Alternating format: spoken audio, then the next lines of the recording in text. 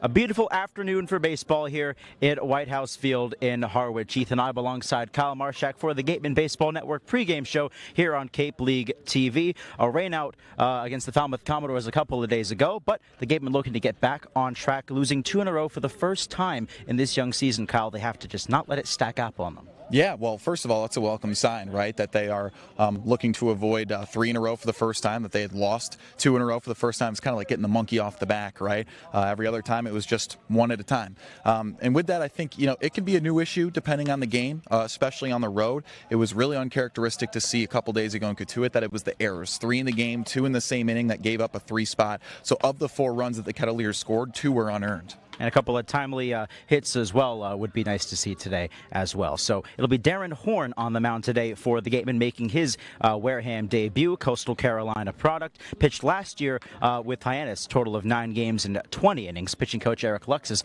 pretty high on this guy. Yeah, apparently he was the stud for Hyannis last year, a guy who can eat up a ton of innings. He has a live arm and a high strikeout rate, too. And Madison Walker standing by now with Darren Horn. Thanks, guys. I'm Madison Walker. I'm here with the starters today, Darren Horn out of Coastal. So, Darren, first start on the mound today. How are you feeling? Where's your head at? It's just great to get back on the mound. I missed the whole season this year with injury, so I haven't thrown in a game in close to a year. So to kind of get back on the mound, get some juices flowing is really exciting. What can you kind of tell everyone about your pitching style, your favorite pitches? Talk about that. Yeah, so I try to be in the zone early and then get chases late. Try to move the ball different ways, mix up pitches, and just get some weak contact and let the defenders play.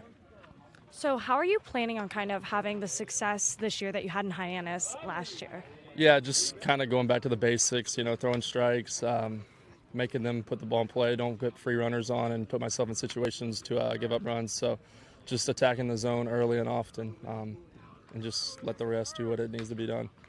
And then I have a question. If you had to pick a song to walk out on the mound to today, right now, what would you be picking?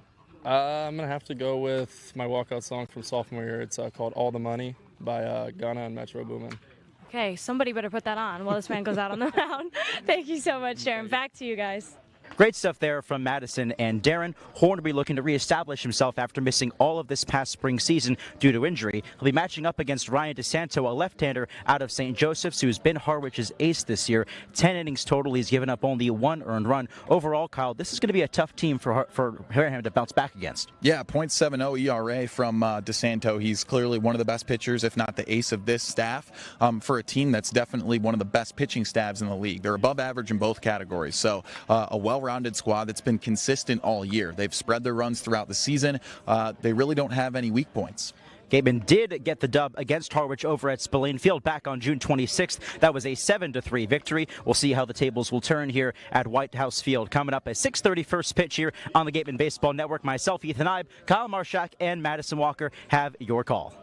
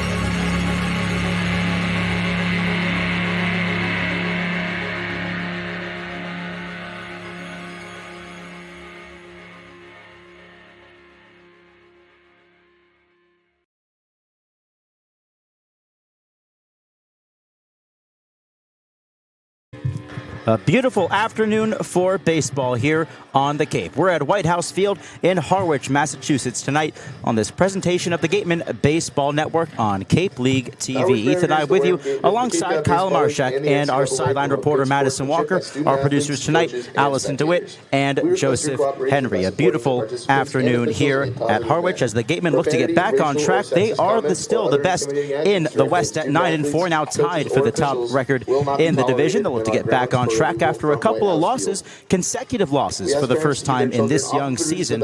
Kyle, what do they have to do today to get back on track? Well, you know, sometimes it varies, right? We've seen that the pitching gives up a lot of walks from time to time, but recently it was really the fielding. We know that when they're at home at Spillane Field and infield that can be not so kind to them, they can have some struggles. But in that last loss to Katuitt, it was 3 errors with 2 unearned runs allowed at Katuitt. So that could be the big difference today. This is a tough team to do it against as well. The Harwich Mariners coming in at 8-5 at second in the Cape League East Division. They were scheduled to face the Falmouth Commodores a couple of days ago at Spillane Field. They're at the bottom of the table. That would have been a nice bounce-back effort, but the challenge a little bit upped today here at Harwich, right? Absolutely. A well-rounded team that's second in the East Division and a team that's top 5 in both offensive and defensive categories. So this is not like it's any passing game. This is their first visit to White House Field. It's going to be a new look for them, and they got to be ready to roll. Ryan DeSanto of Penn State will toe the rubber tonight for the Mariners, the left-hander making his 3rd start of the year. He is the ace of this Harwich staff, an ERA under 1, .90. His 10 innings, only 1 earned run allowed. Here's the starting lineup for Ryan Smythe's Wareham Gatemen. It's Brendan Summerhill at the top of the order out of Arizona. He's in center field. Second baseman Bobby Bozer back in the lineup out of South Florida. Second, Max Williams out of Florida State in the 3-hole in right field. Murph Gray at the cleanup spot out of Fresno State, the 3rd baseman. Jace Reinhardt in left field out of West Virginia, 5th. Michigan's Colby Turner DHing tonight in the 6th hole. Antonio Jimenez, newly committed to UCF, 7th at shortstop. Eli Putnam of Davidson, 8th at first base. And Stetson's Gio Cueto behind the dish, batting 9th. As Summerhill steps in, the lefty-on-lefty matchup begins as Summerhill takes a hack, pops it up, foul ground behind home plate. And Luke Heyman will run out of room. First pitch, 6:29 p.m. here at Harwich. The uniforms today for the Wareham Gatemen, the maroon reds with the navy Gatemen across the chest, navy numbers on the back outlined in white, the gray pants. 0-1 coming to Summerhill, who shows bunt, gets it down, right back to the mound, picked up by DeSanto. Throw to first a bit low, dug out there by Michael Anderson for out number 1. Well, that was not an easy play. I think DeSanto took more time than he needed there, but barely got the throw in time. Bobby Bozer. Harwich in their home cream jerseys, very reminiscent of the old-style Seattle Mariners jerseys. I think that's on purpose, of course. The blue Mariners block text across the chest, numbers on the front and the back. Everyone wearing the high socks. Navy base with the red and white stripes. The first pitch here to Bobby Bozer, a check swing, and he did not go, says the first base umpire. Bobby Bozer, the newly named Cape League Hitter of the Week for last week. Really hit his stride, popped his first home run against the Mariners. The 1-0 in there for a called strike. 1-1 the count to Bozer, hitting .270 on the year. Really turned it on after a slow start to the season. Yeah, and that was the trend last year in his first season with Wareham. The 1-1 coming. Lefty slings. It's a foul tip into the glove of Heyman. 1-2.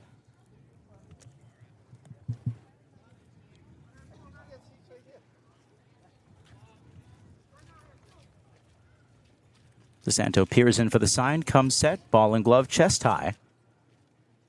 1-2 deal. Bozer takes a hack, fouls it back.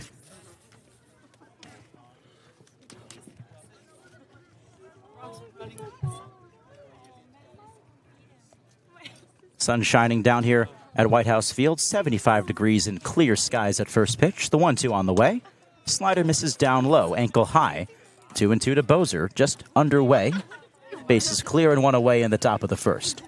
Yeah, DeSanto, like you said, the clear ace of this staff, a staff that's been so-so throughout the year. 7th in the ERA in the league right now, 4.67 as a team. Bozer ready. 2-2 on the way.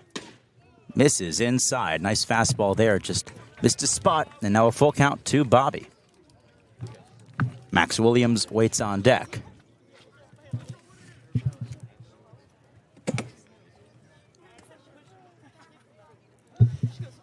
Ready with it, the pitch. Bozer, early hack, just fouled down the left field line. It was sharply hit, just couldn't keep it fair. Yeah, just got around in that slider in the inside edge. Really hooked it. So still a 3-2 count to Bozer. Trying to get on base here and spark a rally in the top of the first inning for Wareham. 3-2 one more time. Flares this one out to shallow right center field. This one will be tracked down in right center by Bristol Carter. Moved over a couple of steps to his left to make the play. 2 up, 2 down for Ryan DeSanto. Max Williams. After Bozer came back following a brief illness, this is the first time we've seen Summerhill, Bozer, and Max Williams at the top of the order. This is a dream that Ryan Smythe is finally able to realize here. Yeah, Gray follows too. I mean, easily the best little lineup of hitters that he's had at the top of the order. First offering to Williams is in there for a called strike. Fastball up and in. Williams made his debut. It was 3 days ago at Katuitt. Went 2 for 4 in that one.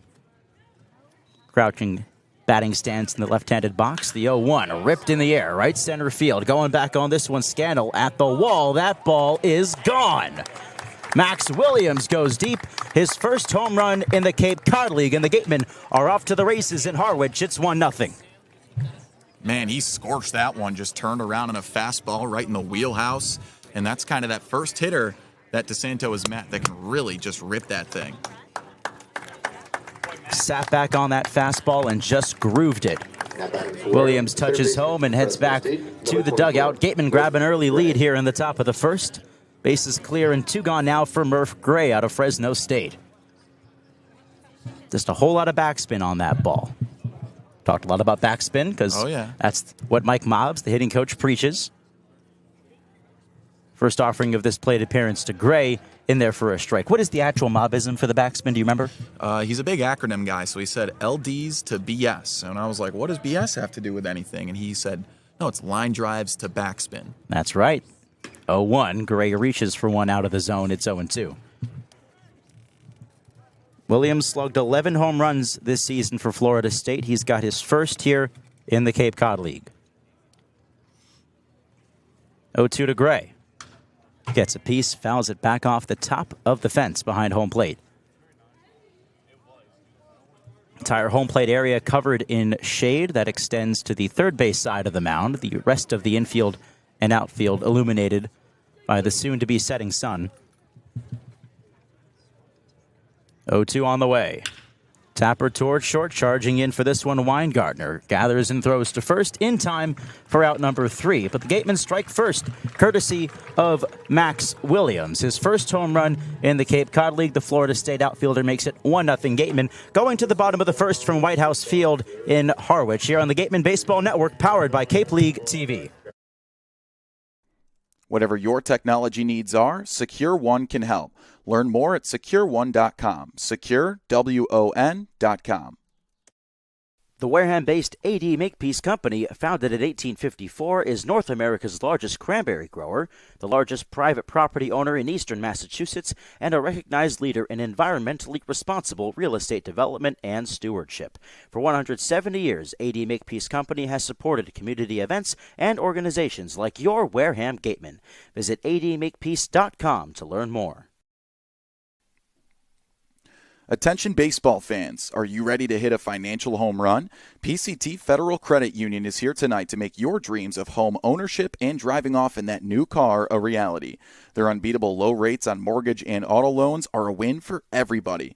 Whether you're rounding the bases to buy your first home or looking to upgrade your ride, PCT Federal Credit Union has got your back. Swing by their tent before you leave or visit their website to learn more about how they can help you step up to the plate and score big on your financial goals.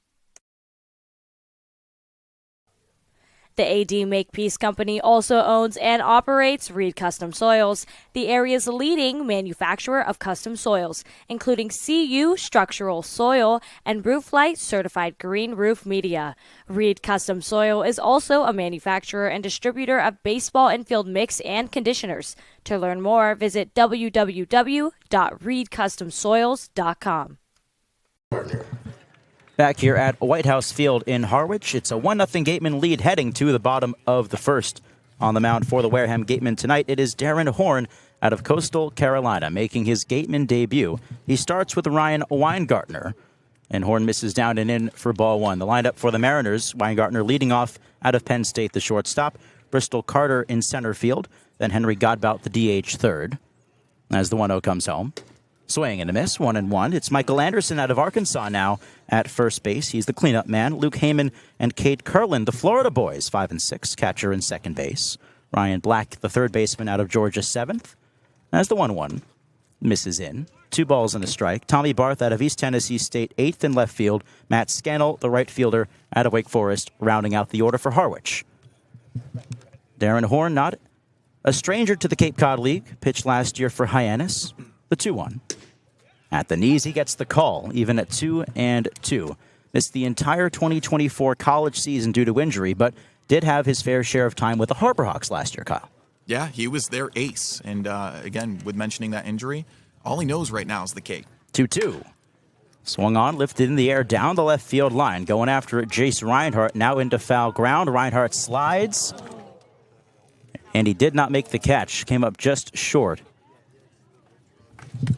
Man, that's one of those tweeners. Kind of an awkward one where you couldn't even tell if he made the play, but fell to his knees fighting the sun, and it's also scraping the foul territory wall. So by no means an easy play there. That foul ground down the left field line narrows as you get closer to the pole.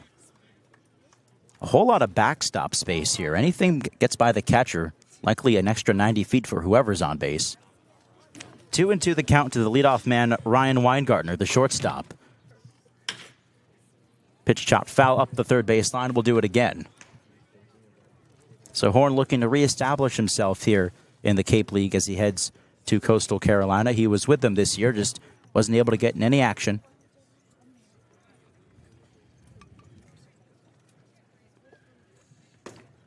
This pitch misses down, now a full count.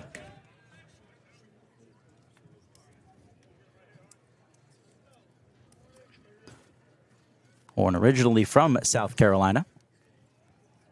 Payoff pitch coming. Gets the swing and miss. Fans the first batter, Weingartner, for out number 1. Now batting for Harwich, the center 1-0 Gatemen lead here in the bottom of the first. Base is empty. Here's Bristol Carter out of Auburn. 23 strikeouts and 20 innings pitched. Just 8 walks. Baseball America calls Horn's fastball slider combination a premium. First offering. Cut on and missed. There was that slider from Carter. Firm one at that. Almost acts like a cutter. Stays flat, but a lot of late movement. 0-1 on the way. Poured in there for strike 2 on the inner half. Righty on righty matchup here. Carter, one of the better hitters in this Harwich lineup. Does have a lot of pop top to bottom. 0-2. Swing and a miss. Got him with the slider out of the zone. 2 up, 2 down by way of the K for Darren Horn. I mean, just premium stuff. Again, he talked about that slider, using it for a strike on those first 2 pitches and then just beating him with the fastball. So with 2 gone, it's Henry Godbout out of Virginia. The DH steps in with the bases empty. A 1-0 Gatemen lead here in the bottom of the first. Horn looking to complete this nice first frame as he misses outside with the slider. Steady diet. Madison Walker talked to Darren Horn before today's game. Got to learn a little bit more about him. Very sociable, personable guy. Gets the strike call there at the bottom of the zone. 1-1. Guy who needs to lock in pregame, huh? Talk about pitchers having routines.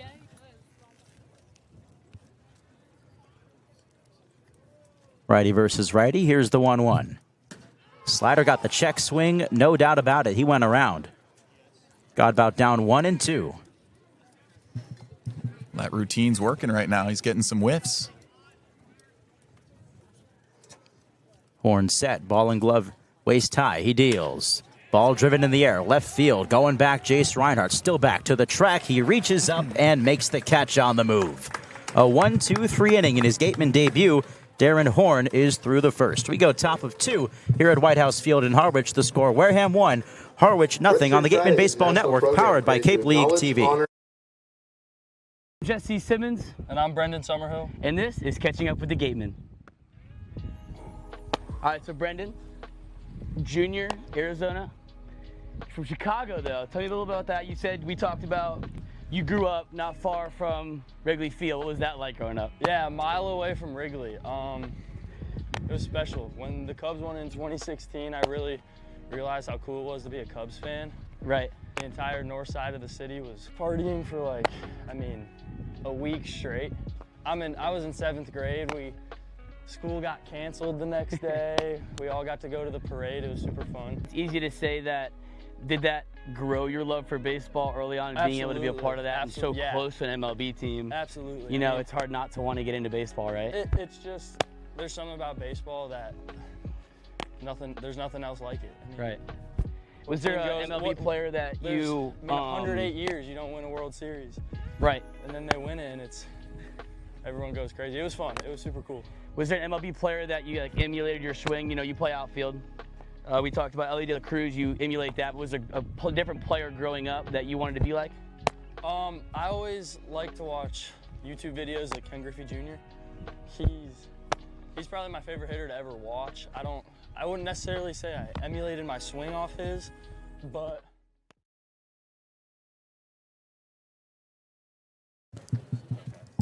Back at it here in the top of the second inning from Harwich. It's a 1-0 Gatemen lead, courtesy of Max Williams' first Cape League home run. Florida State outfielder driving one out to right field in the top half of the first. We go top of 2. It's Jace Reinhardt out of West Virginia. Colby Turner, Antonio Jimenez due up against Penn State's Ryan DeSanto. Left-hander comes set. Working from the third base side of the rubber, he deals. Pours in strike one to Reinhardt. Reinhardt, one of the more consistent hitters in Smythe's order. .310 average here at the quarterway point of the season. Little more than that now. Fastball misses up, 1-1. Time sure has flown, Kyle Marchak. My God, it's been more than 2 weeks now in terms of the total time elapsed. You and I as broadcast partners, we're already best friends. Can you believe that? 1-1. Reinhardt fouls it back. It has been the power of friendship that has gotten through to the Gatemen, permeates throughout the dugout, permeates in the clubhouse. Really does. Talking about it as a broadcaster is tough, because what numbers can you use to prove that? That's something that you just can't quantify, as this one's outside. 2-2 to Jace Reinhardt. High fives per minute. Hugs per minute. Hugs per inning.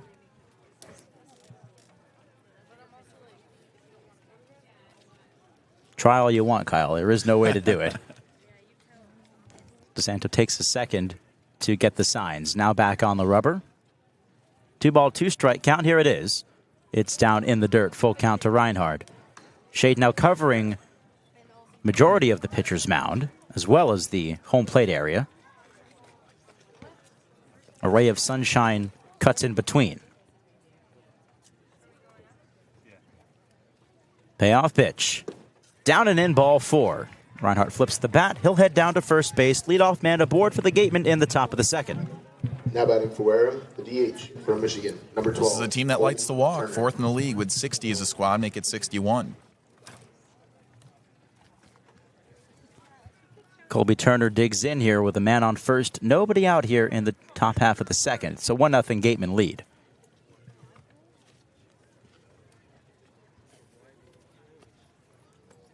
First offering to Turner. Turned on it. Deep left field. Going back on it, Reingartner, and he makes the catch.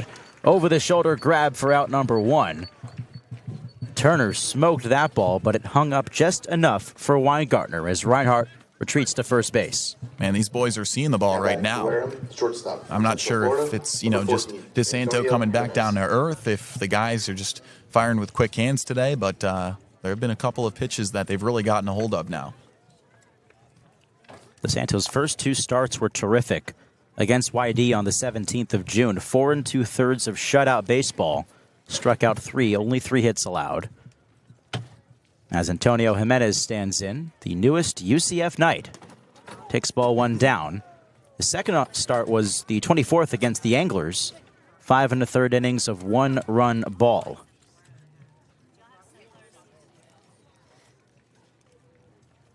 One 0 coming. Jimenez gets a hold of this one. Deep left center field. Weingartner tracking and making the catch on the move in deep left center for out number 2. Reinhardt again has to turn around and head back to first base. That's 2 hard-hit fly balls, but Weingartner, or check that, Tommy Barth able to track them both down. Man, that is brutal. Those are 2 balls that are absolutely smoked to left. But you know what? They just got to keep swinging. That's going to find grass eventually. It's Tommy Barth in left, Bristol Carter in center, Matt Scannell in right. Infield third to first, Ryan Black, Ryan Weingartner, Cade Curlin, and Michael Anderson with Luke Heyman behind the plate. First pitch breaking ball goes off the glove of Heyman. Reinhardt holds his ground at first base. Heyman's got the Gator orange and blue themed catcher's gear. Really pops on the cream jerseys the Mariners have on tonight.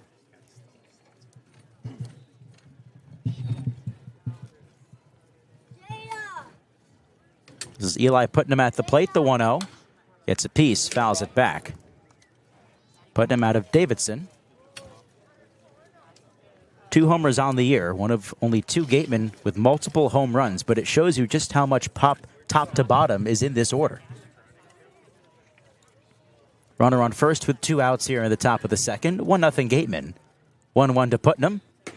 Fastball, watched it up for ball 2. No, I mean, to your point, team with a lot of pop up and down the lineup. Putnam batting 8th, like you said. All really good signs. DeSanto ready. He'll throw over to first. Reinhardt back in safely. He's aboard on the leadoff walk. Back-to-back flyouts to left field. A couple of hard-hit balls from Turner and Jimenez.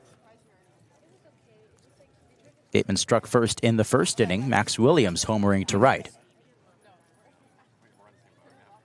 2-1 to Putnam. Cracks this one. Shallow center. That's going to drop in for a 2-out knock. Carter scoops it up. Reinhardt stops at second. Little 2-out base hit action for Eli Putnam extends the inning for Gio Cueto. Like I said, they're seeing the ball well, and these righties are turning on the stuff on the inside edge and just powering it to that left center field gap. That one finally finds some grass. 7 out of the 9 batters in this starting order are righties for Ryan Smythe. Probably by design against the left-hander DeSanto, newly committed to Penn State this year. First pitch to Cueto, and there a called strike. Cueto earning his first start, the catcher out of Stetson, acquired just a couple of days ago from the Brewster Whitecaps. Made his debut the last home game against Tyannis, pinch hit, went 0 for 2. DeSanto looks at second and deals, and that ball's in the dirt. Heyman able to block it. The final stragglers from Omaha are coming in now. Gators eliminated in the semifinals. So Cade Curlin and Luke Heyman joining the Mariners. A couple more Texas A&M guys activated across the league today. We'll soon see some Tennessee Volunteers, I'm sure. Very happy Vols. 1-1 the count to Cueto. 2 on, 2 out. The pitch. Cueto drives one to the opposite field, heading to medium deep right. Scannell charging and makes the catch. Right even with the fair foul line for out number 3. Gatemen strand a pair, a scoreless top of the second. We go bottom of 2 at White House Field. A 1-0 Gatemen lead on the Gatemen Baseball Network, powered by Cape League TV. Celebrates the dedication and sacrifice of all branches. Welcome into our first edition of the Wareham Walk-Off in 2024. And our first guest, as we get to know you, is Tony Pluta, a right-handed pitcher out of Arizona. You ready to roll? Let's do it. Let's do it. All right, Tony. Well, you're from Chicago, so what brought you out west to Arizona? So my recruiting coordinator at Arizona knew my high school coach really well and knows that whole area very well. So it's just kind of how I got connected with them. Gotcha. So they reached out to you in high school. You told me you topped out at 95 in high school, so pretty easy to get noticed? Yeah, that definitely helps. But, you know, going to all the tournaments and all that kind of thing helps. Okay, well, on top of that, you've developed some accolades in your short career in college baseball so far. You were in the Northwoods last year, and then college ball treated you well in 2024. Your spring was pretty fun. How about that Pac-12 championship? What was that like? It was amazing, especially being the last Pac-12 championship. It was an awesome feeling to win the last Pac-12 game ever. Yeah, and then Brennan Summerhill, your Gateman teammate, hit the walk-off. So is it cool to share that moment with your summer teammate as well? Oh yeah, it's great. Every moment with Summer is something special, so it's great to have a teammate like that. Speaking of summer, you've been to a lot of different baseball destinations. This is kind of your first one for an extended period of time out east. Where does Wareham rank all time? It's pretty great. I mean, the Northwoods was definitely its own thing, but I love Wareham. It's a great spot to be. Yeah, it's been fun so far. We made it to home plate, so my final question for you, what's the goal this summer? Just pitch well, throw strikes, and get guys out. Awesome. Thank you, Tony. Thanks, Kyle. That's our first edition of the Wareham Walk-Off. We'll catch you guys next week. Welcome back to White House Field in Harwich, Massachusetts. Tonight, the Gatemen taking on the Mariners, looking to get back on track after dropping 2 in a row for the first time in 2024. A couple of losses to the Hyannis Harborhawks and on the road to the Katuitt Kettleers. They had a rainout a couple of days ago. Gatemen enjoyed Fenway Day yesterday and now looking to get back to their winning ways tonight. They have a 1-0 lead here entering the bottom of the second. Darren Horn back on the hill. He'll face the heart of this Mariners order. Michael Anderson, Luke Heyman, and Cade Curlin, 4, 5, and 6. Michael Anderson. Anderson, no easy assignment. Third in the Cape League in batting average and RBI. One of only 2 hitters across the Cape with 4 home runs. He steps into the right-handed box as the righty Horn deals. First pitch, slider, catches the outside corner for strike 1. He's thrown that slider for a strike today. That's huge. Horn sent down the Mariners 1-2-3 in the first as the 0-1 just below the knees on the slider again. That slider sits mid-80s. Fastball touches the 90s.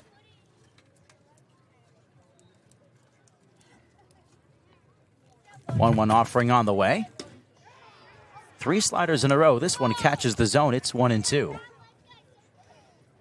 Why not? Just keep throwing it. They're not seeing it. Horn comes set, has the sign from his catcher, and the swing and miss. Ball in the dirt. Cueto applying the tag. Anderson set down on strikes for out number 1. Tally 3 strikeouts through 4 batters for Darren Horn. Batting for Harwich, the catcher. Quick rate Florida, again. number A guy with a 29, high strikeout Luke rate. He had Eibe. 23 in just 20 innings pitched. That's his thing. I mean, who cares about the ERA? In terms of the roof that he has, it's very high because of the command that he has over his off-speed. So here's Luke Heyman, the Gators catcher. Base is empty, 1 gone in the bottom of the second. First pitch misses down for ball 1. Heyman just arriving off his sophomore year over at Florida. 66 games played, hit .246. Left the yard 16 times. 1-0 chopped foul evens the count. Heyman combined with Brody Dene as the backstop duo for the Gators this year that just lost in the semifinals of the Men's College World Series. Through 2 games, Heyman just 1 for 8. The 1-1. Takes this one. It clips the inside part of the plate to the right-handed hitter, 1-2. Very soft wind out to right field. That American flag blowing just above the White House Field scoreboard in right. 1-2 on the way. Reaching for strike 3. Again, the slider working wonders. 4 Ks now for Horn. Now batting for Harwich, And that the one, second baseman from throwing it Florida, away number from the 11, zone to try and get that Curlin. swing and a miss strikeout. If not, you see him reach and roll over on a pitch that he knows is going to look like a strike when it starts and then sweep away. And just a perfectly located slider. Rest of the defense for the Gatemen, Reinhardt, Summerhill, Max Williams across the outfield. Murph Gray and Antonio Jimenez anchor the left side of the infield as Cade Curlin takes ball 1 down and outside. Bobby Bozer at second. Eli put him at first with Gio Cueto behind the plate. Cade Curlin, another Gator, just arrived to Harwich, starting at second base tonight. 1-0. Curlin cracks one on the ground to short. Jimenez charging. It'll be a tough play. Throw to first on the run, and they got him. Another 1-2-3 frame for Darren Horn. Gets the benefit of a nice defensive effort there from Jimenez. We'll go to the top half of the third. It's a 1-0 Gatemen lead on the Gatemen Baseball Network, powered by Cape League TV.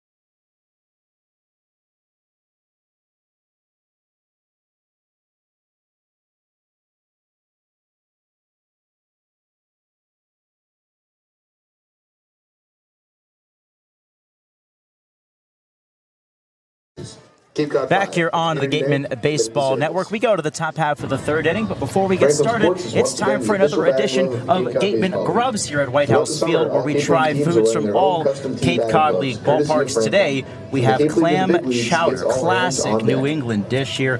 Kyle Marchak and Madison Walker joining me here. Well, let's get into this, guys. Come on. I've never had clam chowder. This is my first time ever eating it. Ladies first. Ladies first. You're not going to put any oyster crackers? I don't think I want to. Madison giving it a taste. That's a sample. That's not even a taste. It tastes like liquid mashed potatoes. Okay. We know where her rating is going to be ballpark-wise.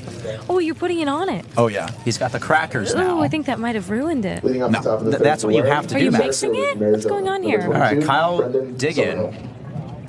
Oh, he's enjoying. He's really enjoying this. Okay. He's licking his fingers. That's how much he's enjoying it. My goodness. I'll give that thing a 9 flat. Brendan Summerhill steps in. The first pitch here is a called strike up of the zone. A hard 2? Yeah. Wow, okay. I guess I have to give it a taste. Yeah. We need to get a final rating. All right. Real quick. Solid. Give me 8.5 on that. 8.5. All right. I don't agree. Oh, one misses away. 1 ball, 1 strike count. Madison, you're just not a fan? I don't think I'm a clam chowder girly pop. Okay. Good to know. Good to know. I like a tomato bisque. Tomato bisque is your favorite? Okay. Right. I Okay. think that's pretty good. That's fair enough. All right. So that's our Gatemen Grubs for today. Clam chowder here at White House Don't get the Field. clam chowder. We like it, though. Chowder.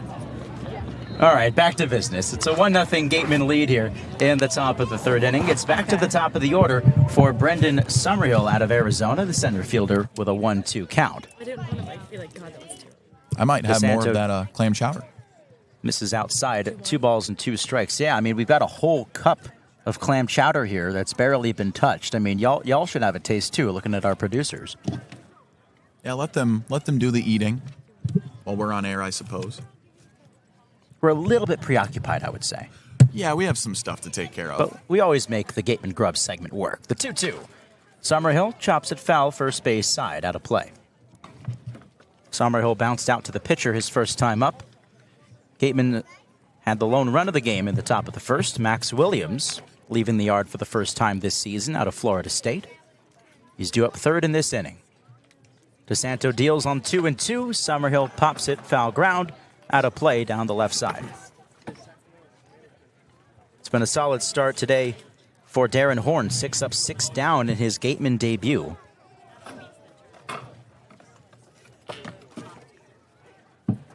DeSanto, the left-hander, ready. Ball and glove chest high. Has the signs from Heyman, the 2-2. Chopper off of the glove of DeSanto, deflected towards short, charging in. The throw not in time. Weingartner tried to make a miraculous second effort there, but Summerhill too quick up the line. He's safe with the infield single. Yeah, well-earned hit right there. You put it in play with his speed. He earns those types of knocks. That brings up Bobby Bozer. Good start to the Gatemen here in the top of the third inning. 3 hits to their credit.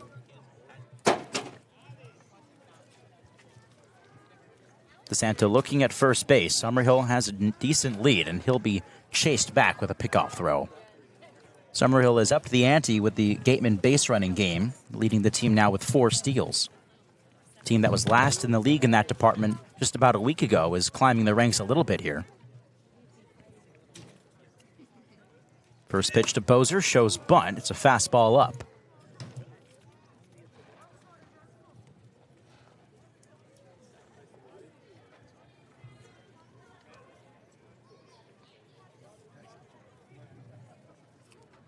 Summerhill stepping off. 1-0 count to Bobby Bozer. DeSanto once again throws over. Shade now extending to cover most of the infield. The third base and shortstop's positions are under the shade. Second and first base, not quite, as the sun sets behind us here at White House Field. The 1-0. Bozer takes a called strike, fastball right down the middle.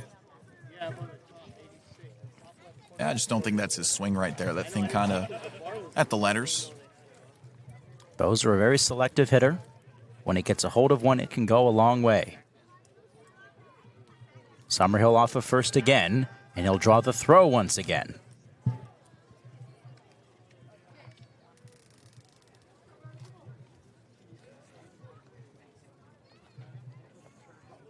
Bozer digs back into the right-handed box. Left-hander comes set. Winds and delivers the 1-1. Draws the swing and miss. Challenged him with the fastball up. Bozer couldn't touch it.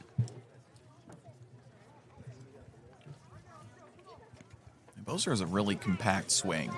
I think, you know, every hitter has a hole in their zone. I think for him it would be something up.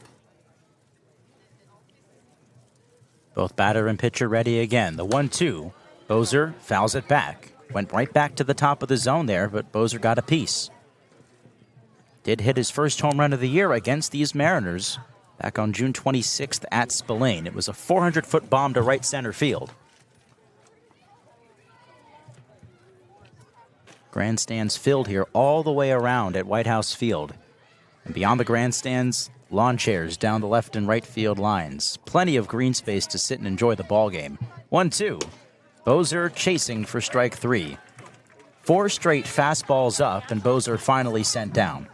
Now batting for Wareham, Just right fielder, DeSanto's first strikeout of the afternoon, too. I think, you know, he could probably rely on that fastball a little bit more. Both guys kind of living off those off speeds right now.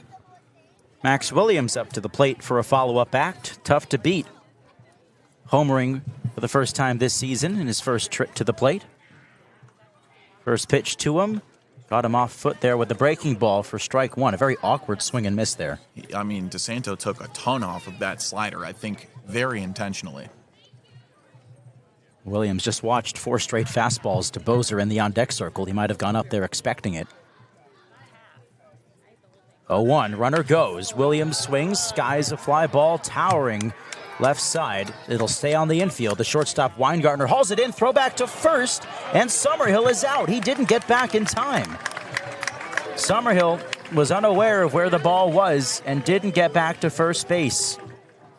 He was out by a good step and a half there. Weingartner throwing back to Anderson, and Summerhill doubled off. A base-running blunder ends the top of the third inning here. We'll go bottom of 3 at White House Field. The score remains Wareham 1, Harwich nothing on the Gatemen Baseball Network, powered by Cape League TV. I couldn't get out, so they stopped the game. Umpires actually had to peel me out of the fence. They had to pull the fence. And an incredible guest for us today on the pod, in the words of the great Jason Stark, writer, broadcaster, and distinguished former major leaguer, Doug Glanville. Doug, it is terrific to have you on today. So, any favorite ballparks that you visited while you were in the Cape? Yeah, I mean, of course, you got to love Spillane Field with like the all dirt infield or whatever you had going there, the darkened dirt. Let me see. Well, I didn't like Bourne because one time I slid for a ball. I was doing that cool move where the ball's up against the fence and you slide around it and then pop up and throw. And then I slid and went through the fence. So my leg got caught in the fence and I couldn't do anything. I had to roll the ball to the right fielder and I couldn't get out. So they stopped the game. Umpires actually had to peel me out of the fence and to pull the fence. Oh my God. So that wasn't a good memory. So Bourne, the fog always rolled in there.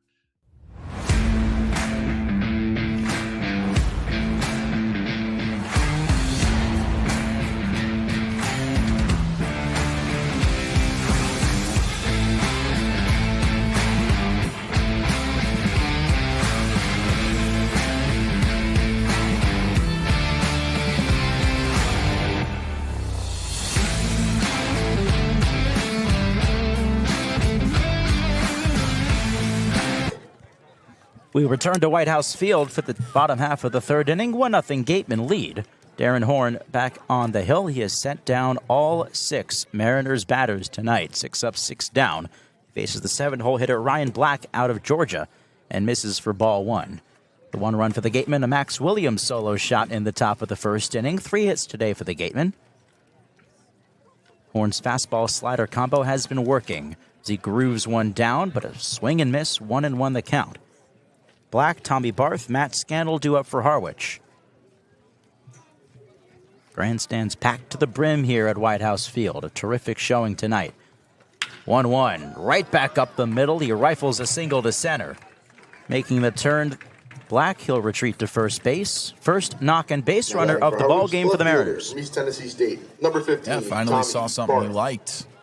Now, what is that, the second left-handed batter that he's faced today? So, just a little bit of a different look to start an inning. Tommy Barth stands in next out of East Tennessee State. Horn ready. First offering, he shows bunt. It's a strike swinging technically. Didn't make any contact on that bunt attempt. Did pop out of the glove of Cueto. Last offensive inning in the top of the third for the Gatemen, ending on a double play. Max Williams pop out to the shortstop, and Brendan Summerhill, who was on first, failed to get back to first base in time, as there's a called strike 0-2. Fly ball that perhaps he thought was headed for left field because he stopped midway at first and second as if that's where the ball was going and probably just didn't see it. 0-2 on the way to Barth. It's in the dirt. Cueto, a lovely stop there. Took it in the chest protector on one bounce. After that Summerhill blunder on base, you would like to think it's really just him not seeing it. Black off of first. 1-2. Swing and a miss. Down goes Barth. A nice slider again. It has been working, whether he throws it inside, outside, up, down. Any place he seems to throw it, the Mariners seem to swing through it. He's faced 8 batters. He's got 5 strikeouts. You're right about that strikeout rate.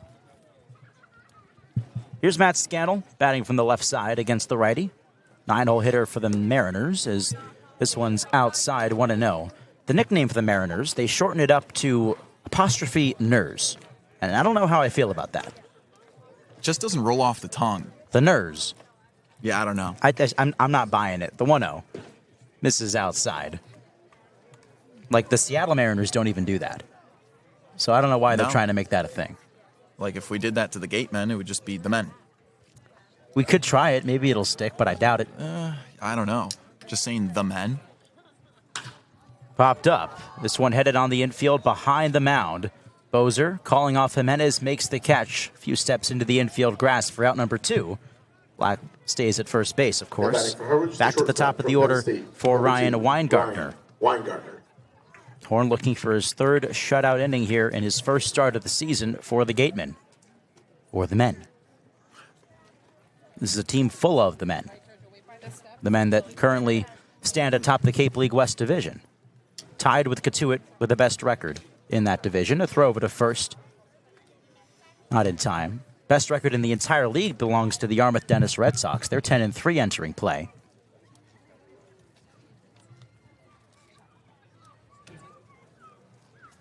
First pitch here, swing and a miss from Weingartner.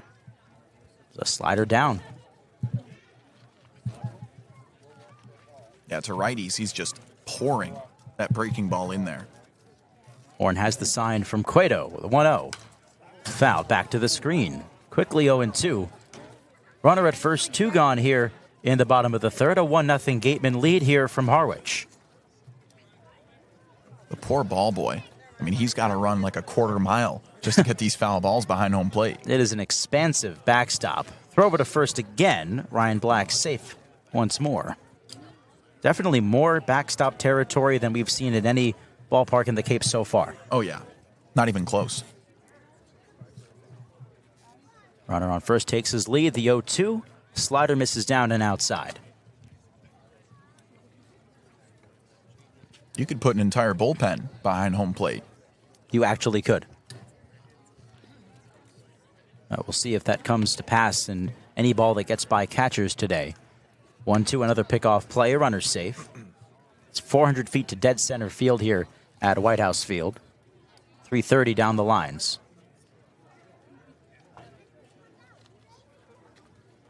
Black a couple of steps off of first. The 1-2. Smoked. Left side past the dive of Murph Gray. A base hit to left field.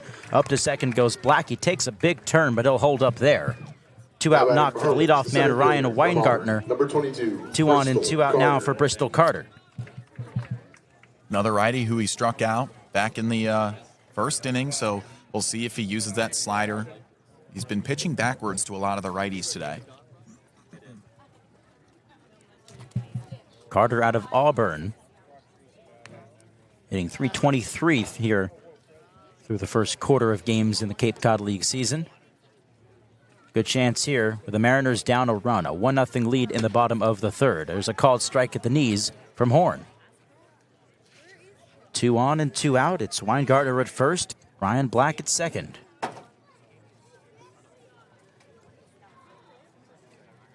Horn ready, looks at second. The righty deals. Ground ball, left side. Jimenez backhands it short, throws off balance to first in time. Putnam squeezing out number 3. A nice play down there in the 5-6 hole by Antonio Jimenez. The Mariners strand a pair here again in the bottom half of the third inning. We go to the fourth, a 1-0 Gatemen lead here at White House Field on the Gatemen Baseball Network, powered by Cape League TV. For a good piece of glass, call Eibe. Located at 3 Tyler Avenue in East Wareham, call Eibe Glass and Locks about getting a free quote for your windows, doors, locks, and other glass needs.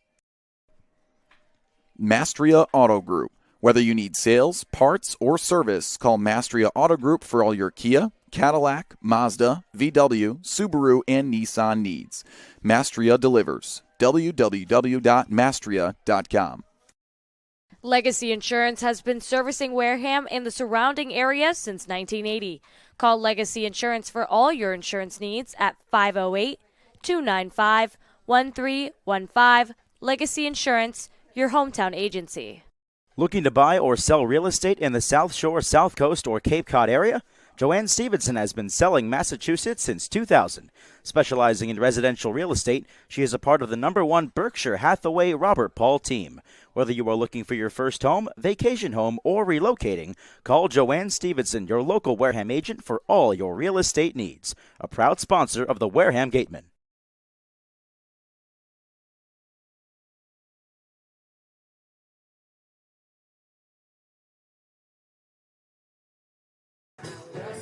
Top of the fourth inning coming up from White House Field here in Harwich. Ethan Eibe, Kyle Marchak with you on the Gatemen Baseball Network, powered by Cape League TV. It's a 1-0 lead for the good guys as Murph Gray steps up to the bat first. Chase Reinhardt, Colby Turner to follow against Ryan DeSanto, the left-hander out of Penn State. He's allowed 3 hits today. One of them left the ballpark. That was Max Williams in the top of the first inning. Since then, no runs for either team. The first pitch to Gray. Swung on, popped up. Second base side of the infield, Kate Curlin calling everybody off. A step in front makes the catch. Well, that's a quick out. The left fielder from West Virginia, number 20, Chase Reinhardt. Sun nearly completing its descent here in Harwich. It's tucking behind the press box. Entire infield now covered in shade. The outfield still illuminated as Jace Reinhardt stands in. Walked in the second inning, stranded at second. First pitch of the at-bat, a slider just off the plate.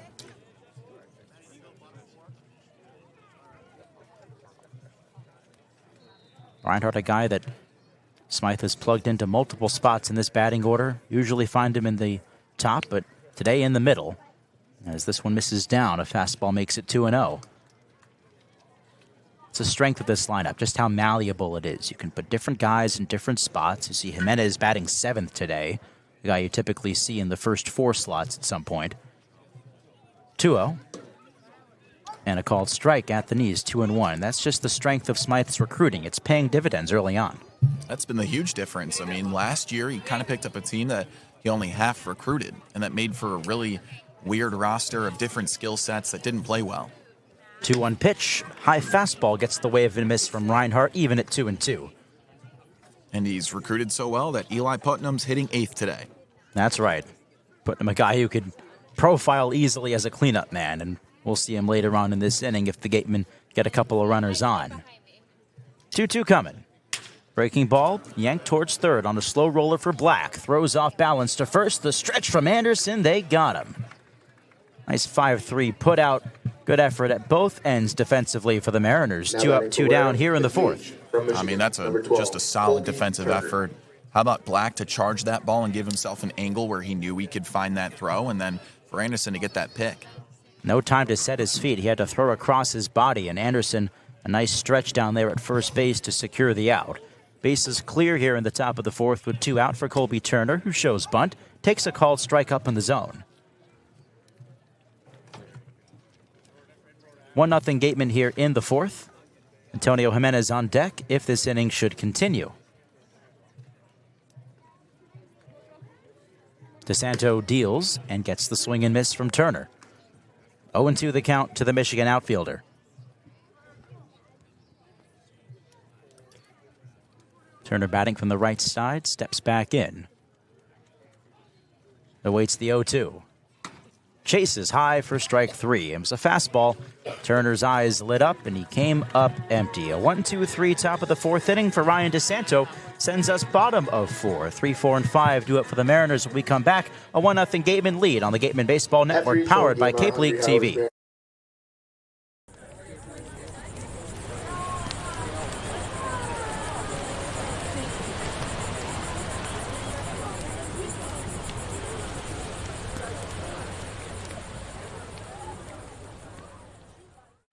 Here at the Mass State Lottery, we're known for our monster wins. But there's no bigger win than the $1 billion we provide each year to support all 351 cities and towns in Massachusetts. In our game, we know that supporting local businesses and helping communities is how we all win. Because at the lottery, we're all playing for the home team. The Mass State Lottery. Welcome to the state of winning.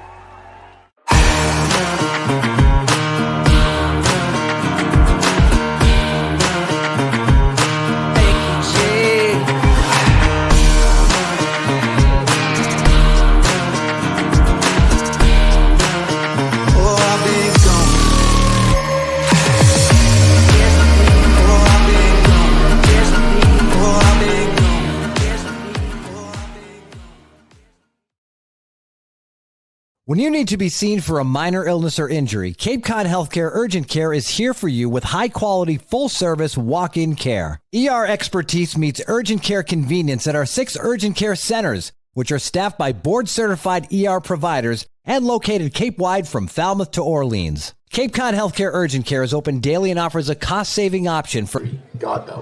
Bottom of the fourth inning here at White House Field on the Gatemen Baseball Network. A 1-0 lead for Wareham. Darren Horn has looked strong here through 3 frames. He deals with Henry Godbout, who misses down, bouncing ball for ball 1. Michael Anderson, Luke Heyman to follow. If anybody reaches, it's Cade Kurland. At 1 run today for the Gatemen, a solo blast from Max Williams of Florida State. A solo shot in the top of the first. The 1-0.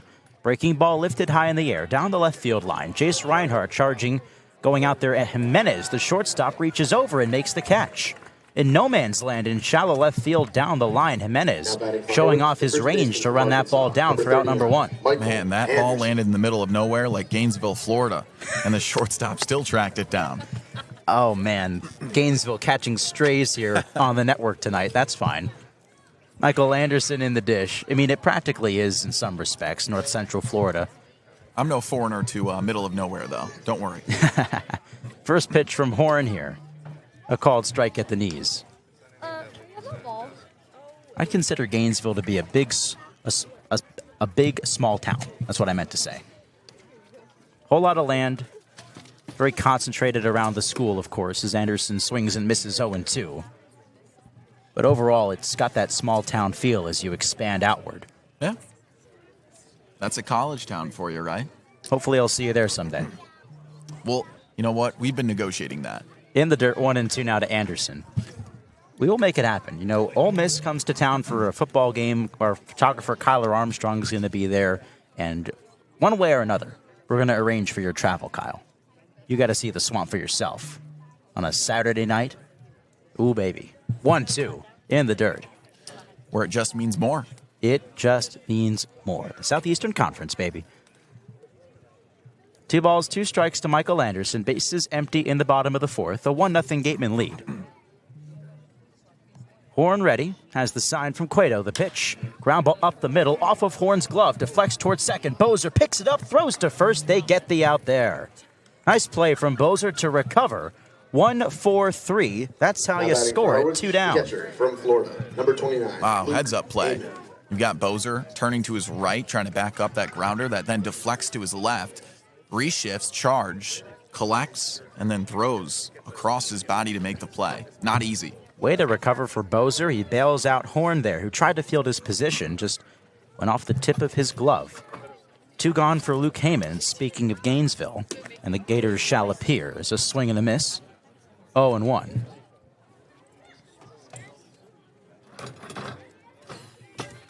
Heyman went down on strikes his first time up.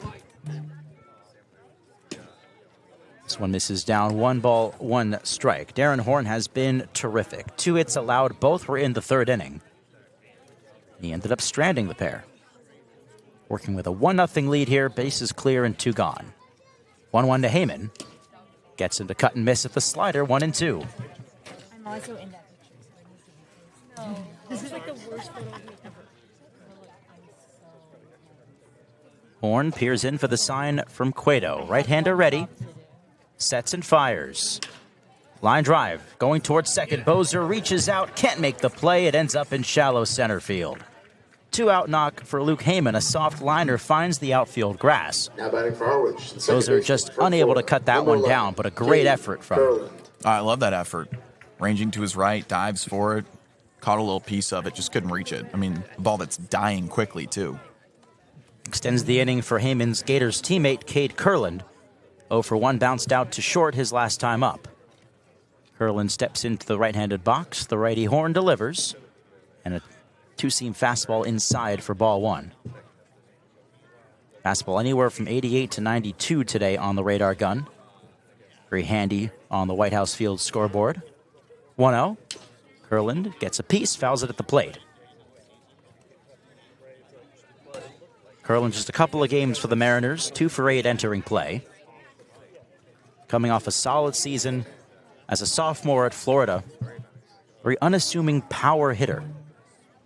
Can leave the yard with distance. 1-1. Checks his swing. Did he go?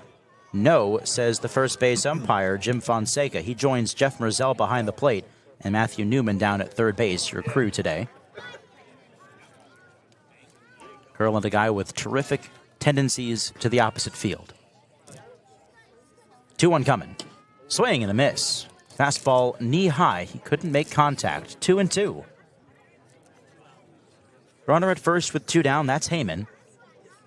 Gatemen up a run. It's 1-0 in the bottom of the 4th. Harwich looking to rally here and get on the scoreboard. But Darren Horn giving him fits. The 2-2. In the dirt. Cueto there to smother it. And a full count. The runner will be on the move with this pitch.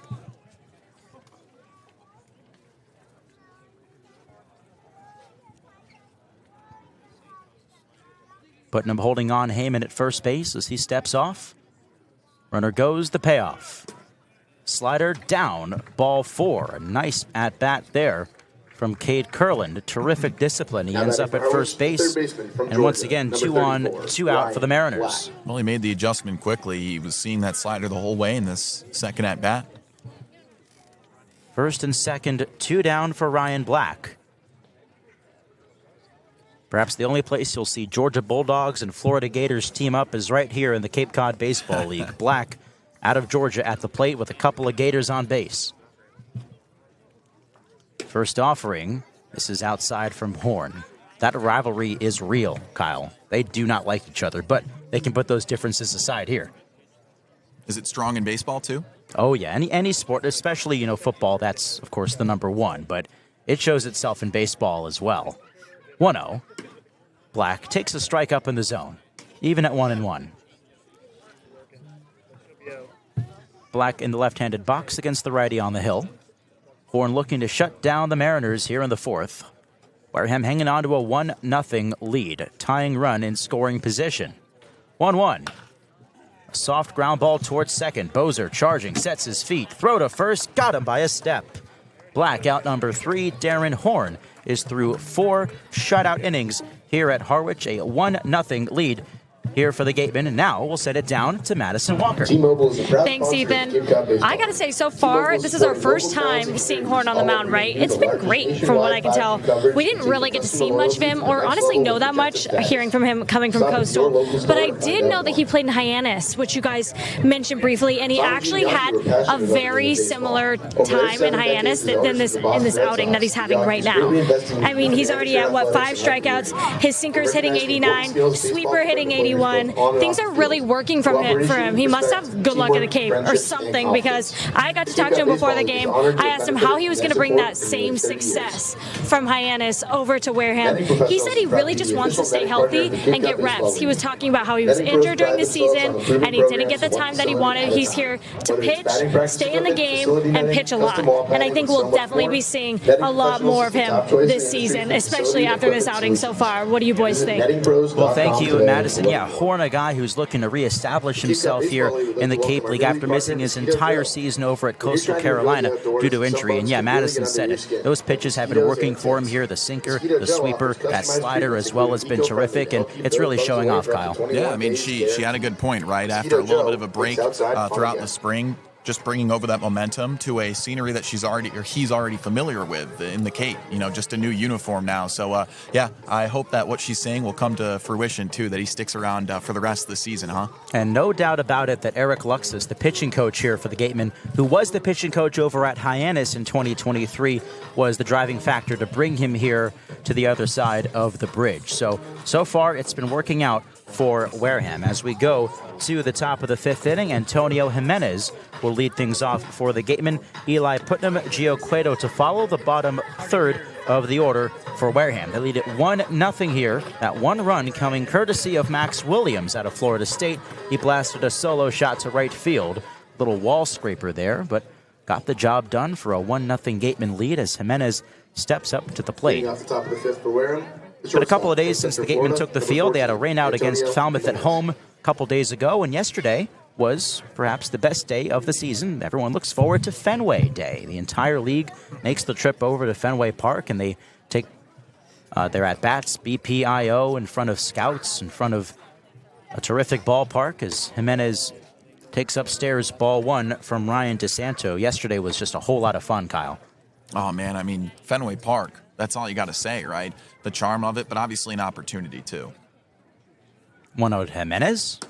This is up 2-0. Jimenez, one of the only guys who had actually played a game on Fenway Park's grounds before visiting there yesterday. He was in a high school showcase game there, a national showcase, while growing up in Florida. The 2-0. Fastball up and in. 3-0 to the Gatemen shortstop. But plenty of guys seeing Fenway Park for the very first time, touching a major league field for the very first time. No doubt that it was special. A couple of our guys had some good hacks up there as well yesterday. 3-0. Get me over fastball there from DeSanto, 3-1.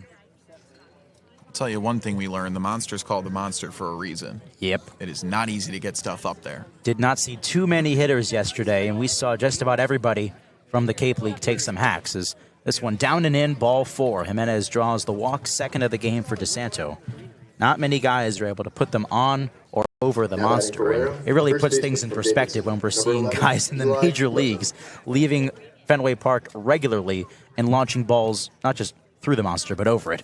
There are tiers to it, right? And, yeah, like you said, it's not an easy thing, and there's a reason why major leaguers are major leaguers. Eli Putnam stands in. A runner at first, nobody out in the top of the 5th, a 1-0 Wareham lead. DeSanto delivers. Putnam chops one off his own foot. It dribbles back to the pitcher's mound, so strike 1.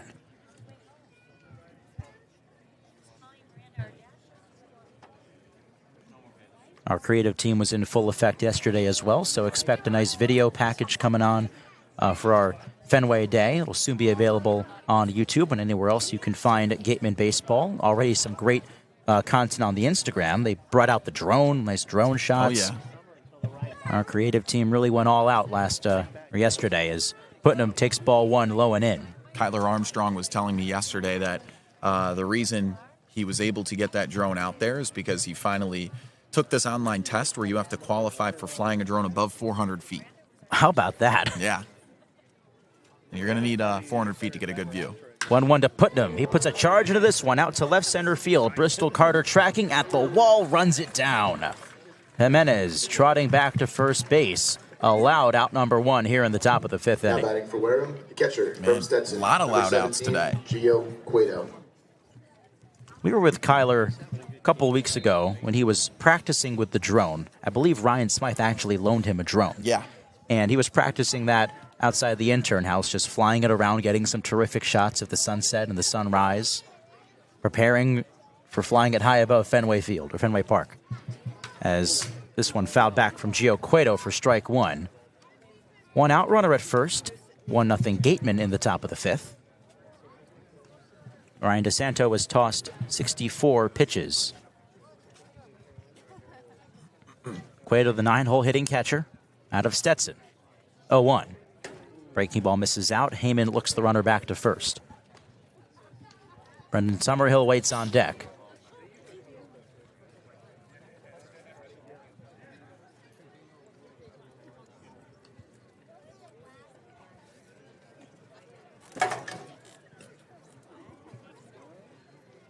DeSanto ready. Lefty throws over to first. They've got the runner picked off. Throw down to second. The tag on Jimenez. And I believe he is safe. Did that ball pop out? Yes, it did. Popped out of the shortstop's glove, Ryan Weingartner, and Jimenez catches a huge break there to get second base. That is good luck at its finest. I mean, he was dead in the water, but shortstop Weingartner just completely flubbed the catch and tag. Doubt they'll give him an error, so for now, chalk it up to a stolen base. Jimenez now in scoring position with 1 out. Gateman up 1-0 here in the 5th. 1-1 the count to Cueto, the catcher. DeSanto misses upstairs, 2-1.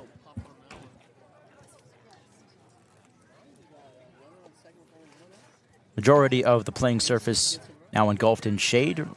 Deep right and right center. Still catching strays of sunlight. 2-1. Cueto gets a piece, fouls it off to the right side. Bunch of little kids running around White House Field, scrambling for that foul ball. I can't say I was ever one of those kids. Neither was I. I mean, growing up, going to Major League fields like Marlins games for me, try to bring my glove and catch baseballs, but didn't really have an opportunity such as this. 2-2. Cueto flips it foul. It clangs off the fence behind home plate. Cueto flew out to right field his first trip up. 0 for 3 to start his Gateman career. This is only his second game. But a base hit here could double the Wareham lead. DeSanto looks at second. There's Jimenez. 2-2 pitch. Delayed sprint off of second, but the ball misses up and in. Now 3-2 on Cueto. Jimenez keeping Luke Heyman on his toes, the Mariners catcher.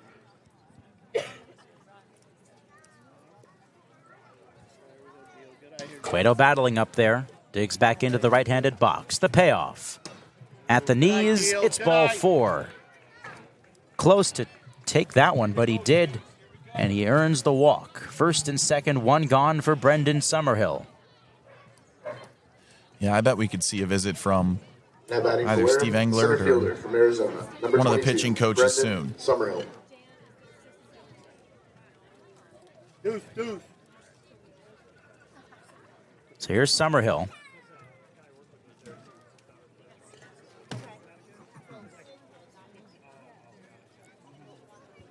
First offering to him, gets a piece and fouls it off to the left side. 2 on, 1 away here in the top of the 5th, a 1-0 Wareham lead. 3 hits for either side.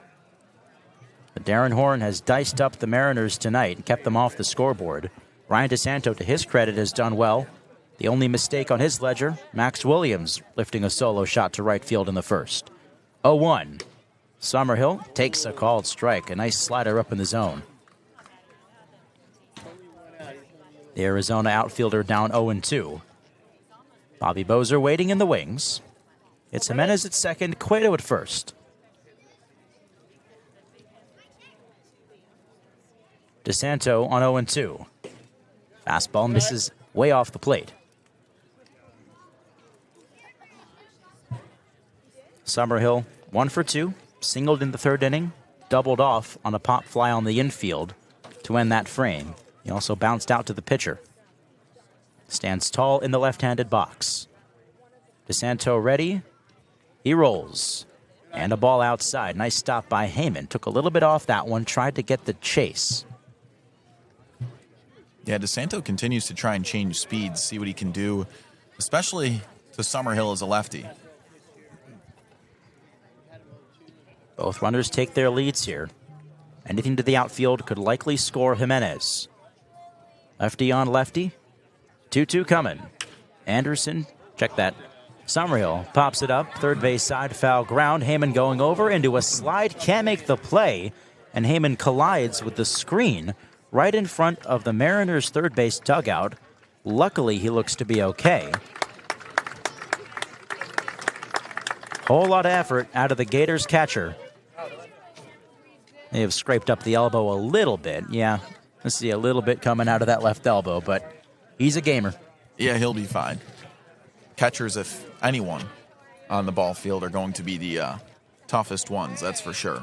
So Summerhill gets another opportunity here with a 2-2 count as he climbs back in. Runners leave. DeSanto delivers.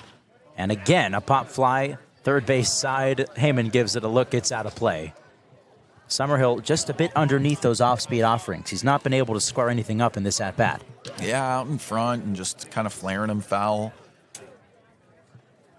See if he goes with the fastball here. Summerhill's a guy who's such quick hands, he could probably catch up to it. Only homer this year for Summerhill was against Chatham 5 days ago. A grand slam. 2-2 again. Chopper, first base side. Anderson picks up the hop and steps on the bag for the out. Nearly got behind the Arkansas first baseman. He was able to corral the tough hop and step on the bag for out number 2. Both runners advance. Jimenez to third and Cueto to second. All right, 2 in scoring position for Bozer here. Base hit, and it's a big one. And before Bozer steps in, DeSanto will see his first visit from Steve Englert. 21st season as the head coach here at Harwich. A two-time Cape League champion, 2008, 2011. There is a right-hander warming up in the Harwich bullpen. That is Olin Johnson, a right-hander. Yeah, it looks like it's just going to be a conversation, talking things through, resetting. And it's his first visit from coach today, too. So, as expected, not going to be taking him out. A second and third two-out situation. Definitely the toughest test for DeSanto so far in this game, with Bozer coming up, the reigning Cape League hitter of the week. He was 0 for 2 to this point.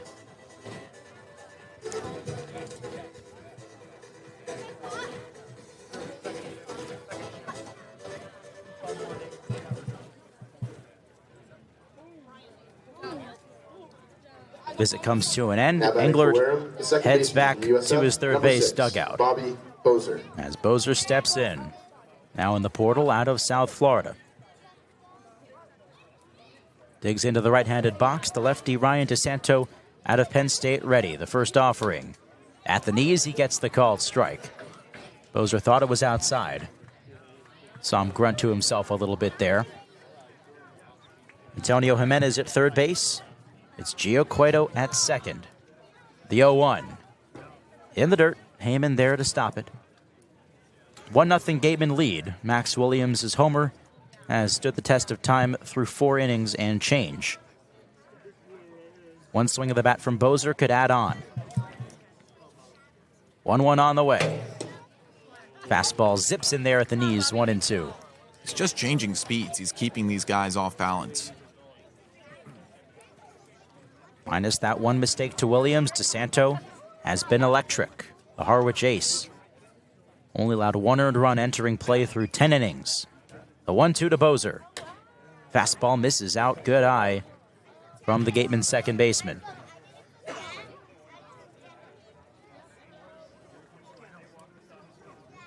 DeSanto looking to send this ball game to the bottom of the 5th. Left-hander ready. Set at the waist, the 2-2. Bozer gets a piece. Just underneath it, he flips it off the fence behind home plate.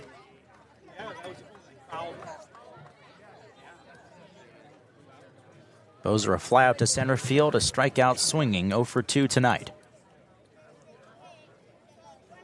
Could tack on a couple more if he finds the outfield grass. 2-2 to Bozer. Fouled away again, back behind home plate and out of play. He's battling up there. DeSanto touching 92 on that fastball.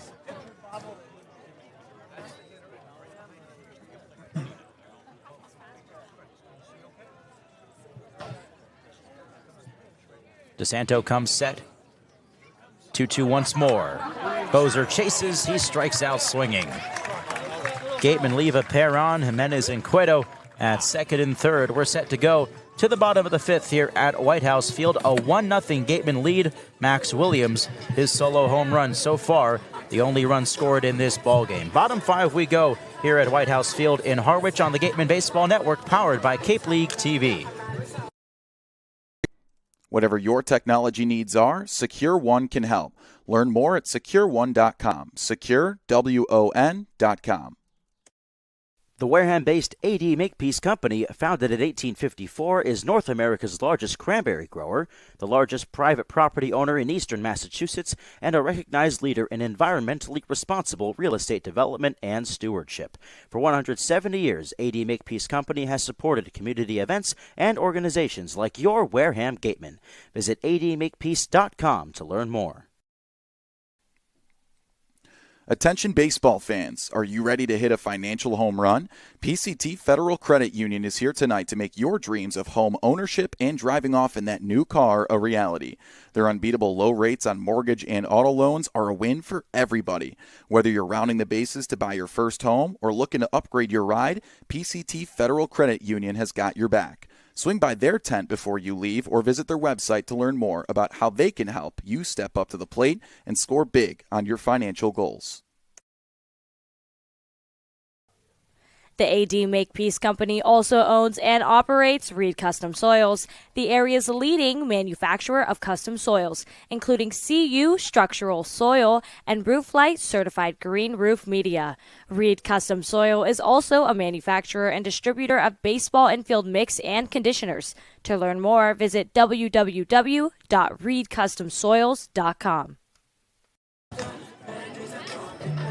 Back here on the Gatemen Baseball Network on Cape League TV. To the bottom of the fifth we go, a 1-0 Gatemen lead, and taking you the rest of the way on the play-by-play tonight, my good buddy, Kyle Marchak. Oh, well, thank you very much, Ethan.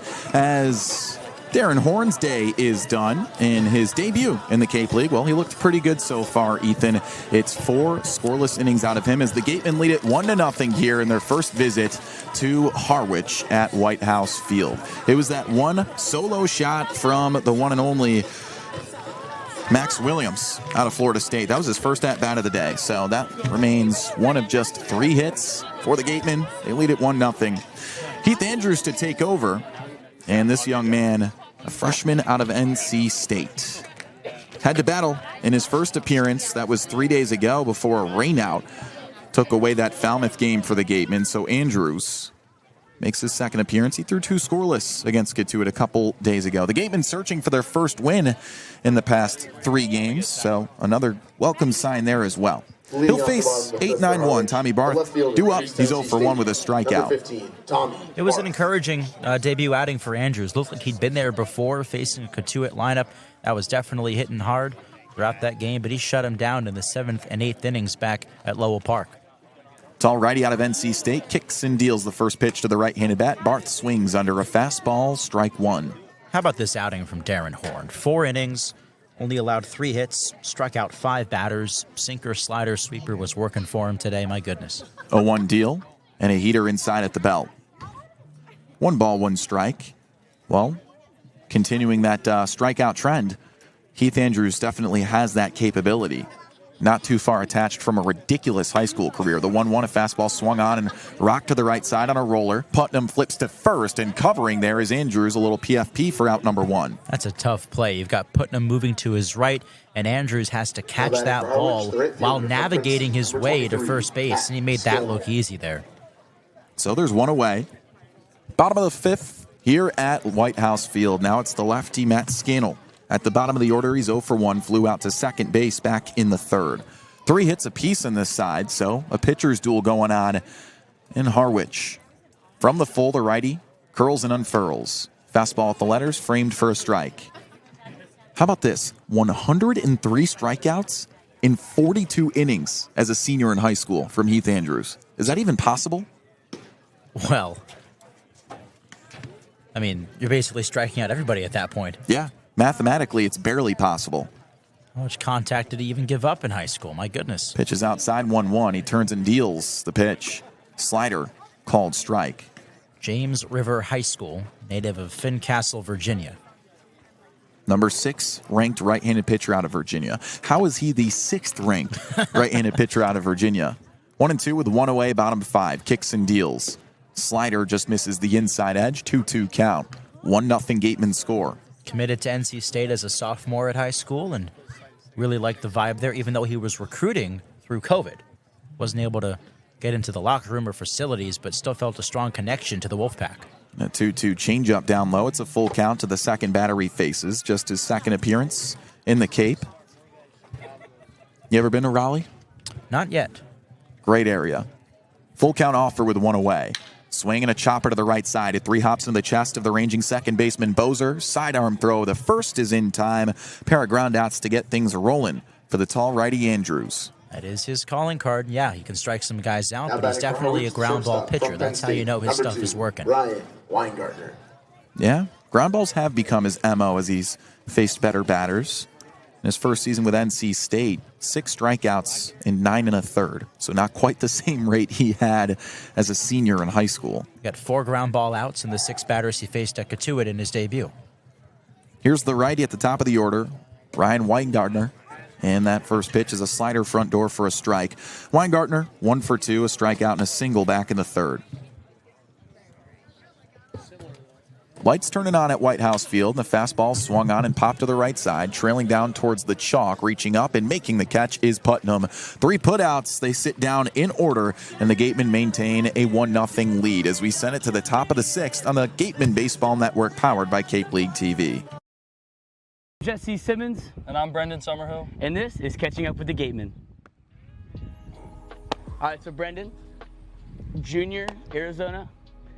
From Chicago, though. Tell me a little about that. You said we talked about you grew up not far from Wrigley Field. What was that like growing up? Yeah, a mile away from Wrigley. It was special. When the Cubs won in 2016, I really realized how cool it was to be a Cubs fan. Right. The entire north side of the city was partying for a week straight. I was in 7th grade. School got canceled the next day. We all got to go to the parade. It was super fun. It's easy to say that.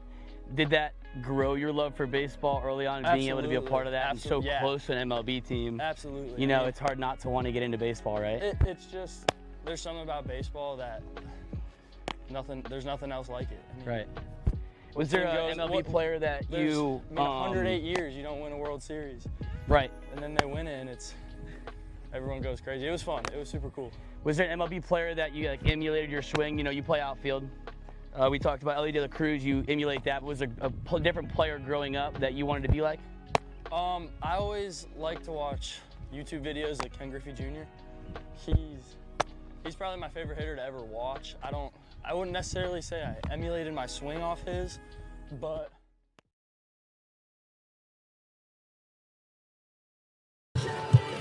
Back to action on the Gatemen Baseball Network. We head to the away half of the 6th as the Gatemen lead it 1-0 at White House Field in their first visit to the Harwich Mariners in 2024. Gatemen looking to snap a 2-game skid. It's their first time losing back-to-back games in this campaign, so that's a welcome sign. And now, in a pitcher's duel, the first call to the bullpen for the Harwich Mariners. So Ryan DeSanto's day is done. He gave up 1 earned run in 5 flat innings pitched. It's going to be Olin Johnson, the tall righty out of North Carolina, making his Cape Cod Baseball League debut. And just a true freshman, so not much to look at so far. He threw 16 1/3 to the tune of a 4.96 ERA out of the bullpen for the Tar Heels this past year.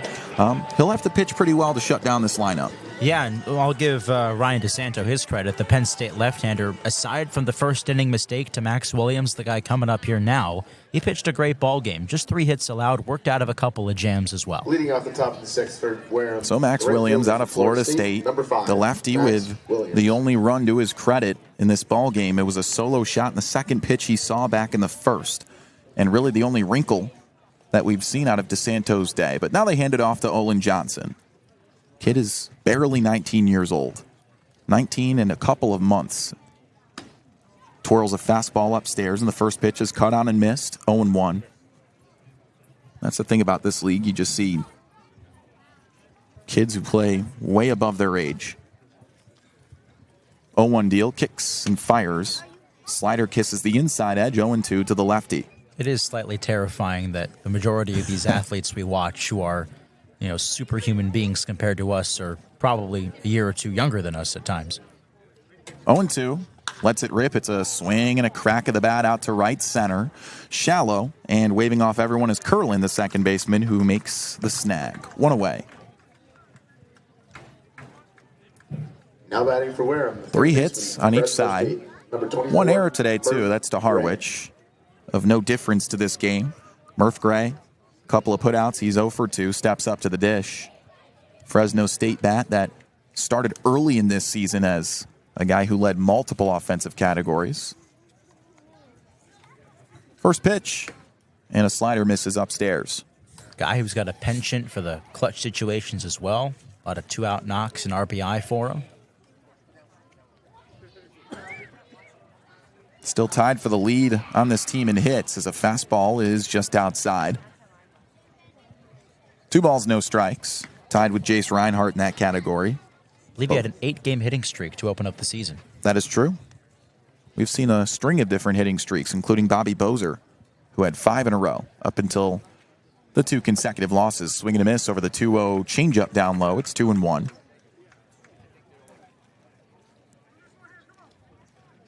Olin Johnson standing at 6'6", making his Cape debut. The 2-1 deal to the second batter he faces. The fastball swung on and scorched as it skips into the mitt of Curland, who, between his wicks, picks it up, tosses to first, and there are 2 down. Well, you see, the thing about Cade Curlin, he's really got a slow heartbeat out there.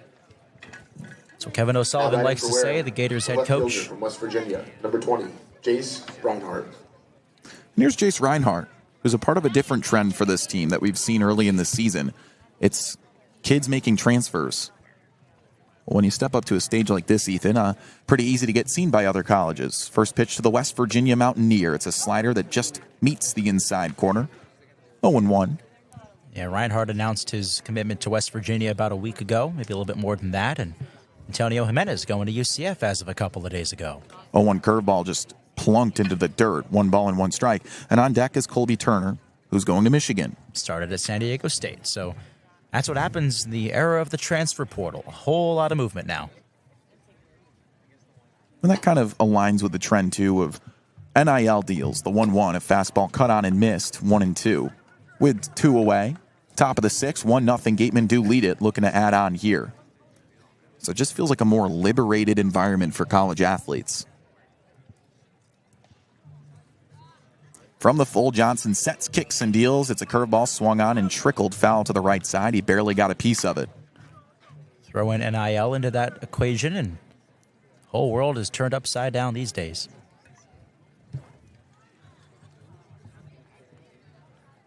One ball, 2 strikes, 2 away.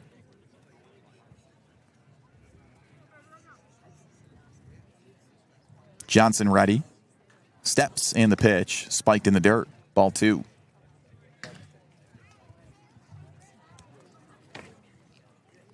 Reinhardt tied for the team lead in hits. He's got 13 on the year. Coming off 1 for 3 RBI day. Fouls off the 2-2 as he stays alive.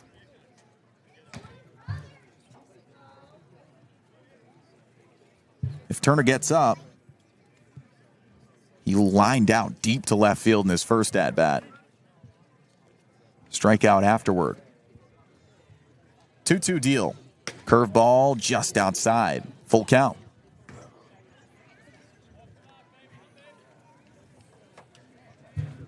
First visit to White House Field for the Gatemen this year.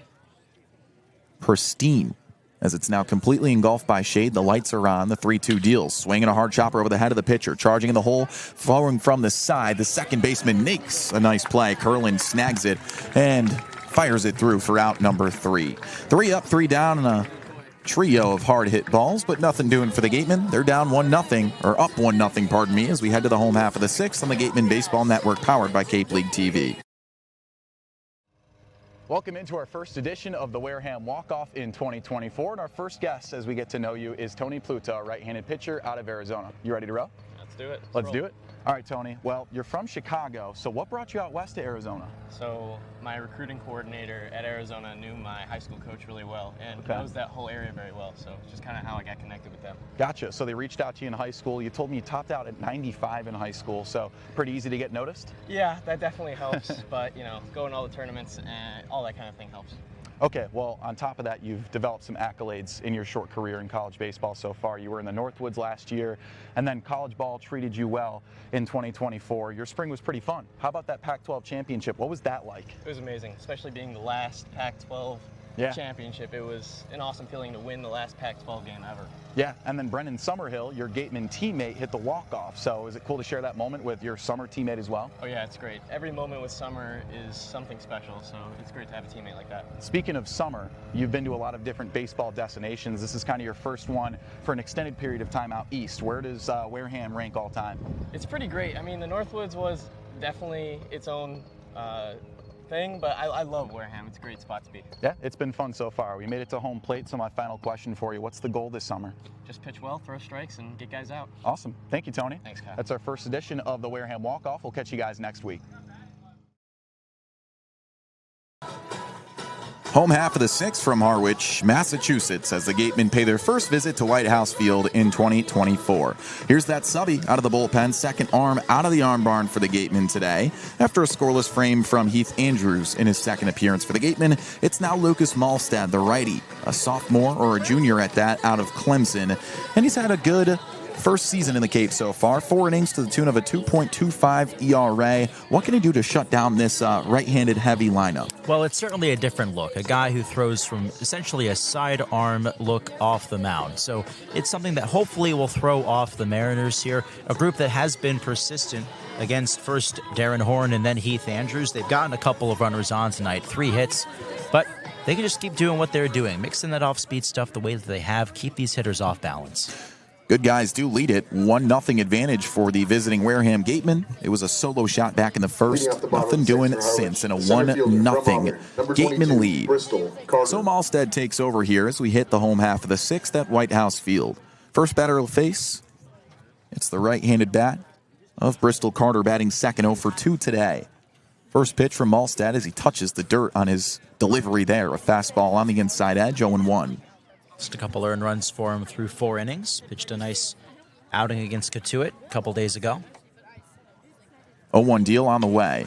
Swinging a foul tipper left side. 0-2, got him out in front on a slider. The way that we've seen the Gatemen staff is the way they ebb and flow throughout the year. If they're on, all of them are on.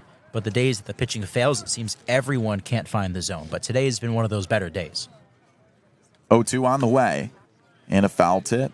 Got a guy like Darren Horn who sets the tone. That's so important when you're looking to snap a 2-game skid. Set the tone he did. 4 innings, no earned runs, 3 hits allowed. Perfect inning from Heath Andrews in his second appearance as a Gateman just a frame ago. And here is Lucas Malstead. 0-2 first batter. Pitch on the way. Pops up and off speed straight behind us and out of play. It's not out of the realm of possibility that we get a foul ball here if it scrapes the foul territory side along the first baseline. It's slim, but it's possible, Joseph. 0-2 on the way. Swing and a pop shot right side. It's foul once again. And you should see the frenzy of children fighting for that baseball. They don't understand it's just a round piece of leather at the end of the day. Not to them. It's so much more than that. So symbolic. No balls, 2 strikes. 3 hits apiece. Really an even game. It was just one swing that's made the difference so far. Malstead, ball and glove at the belt. Turns and deals, and pulled foul. You ever catch a foul ball at a baseball game, a major league game?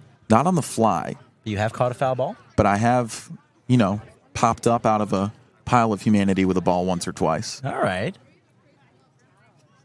No balls, 2 strikes, and the pitch. Swing and a scorcher foul. I've got one under my belt. You do? On the fly? Not quite. It did smack the seat in front of me at Marlins Park in May of 2021. I remember everything about that moment. Easy to get a foul ball at Marlins Park. Thank you for that. 0-2 pitch on the way, check swing, and he went around on an off-speed, completely fooled him, and Malstad gets a strikeout for out number 1. That's actually not quite true, Kyle, because my main competition that day was my own father. Wow.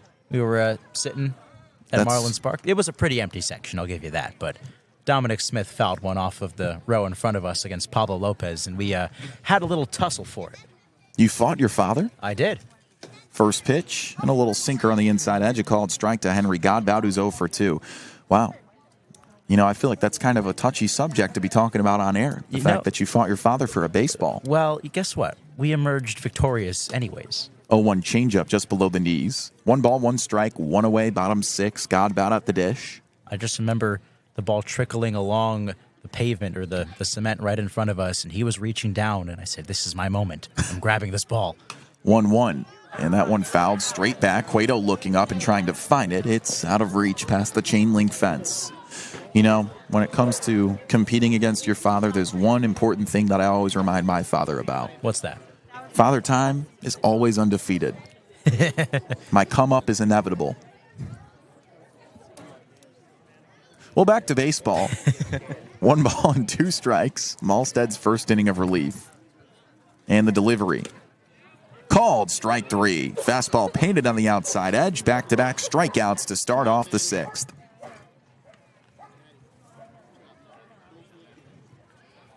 So now it's Michael Anderson, one of the best bats in the league, who has yet to get on base today. A strikeout and a ground out.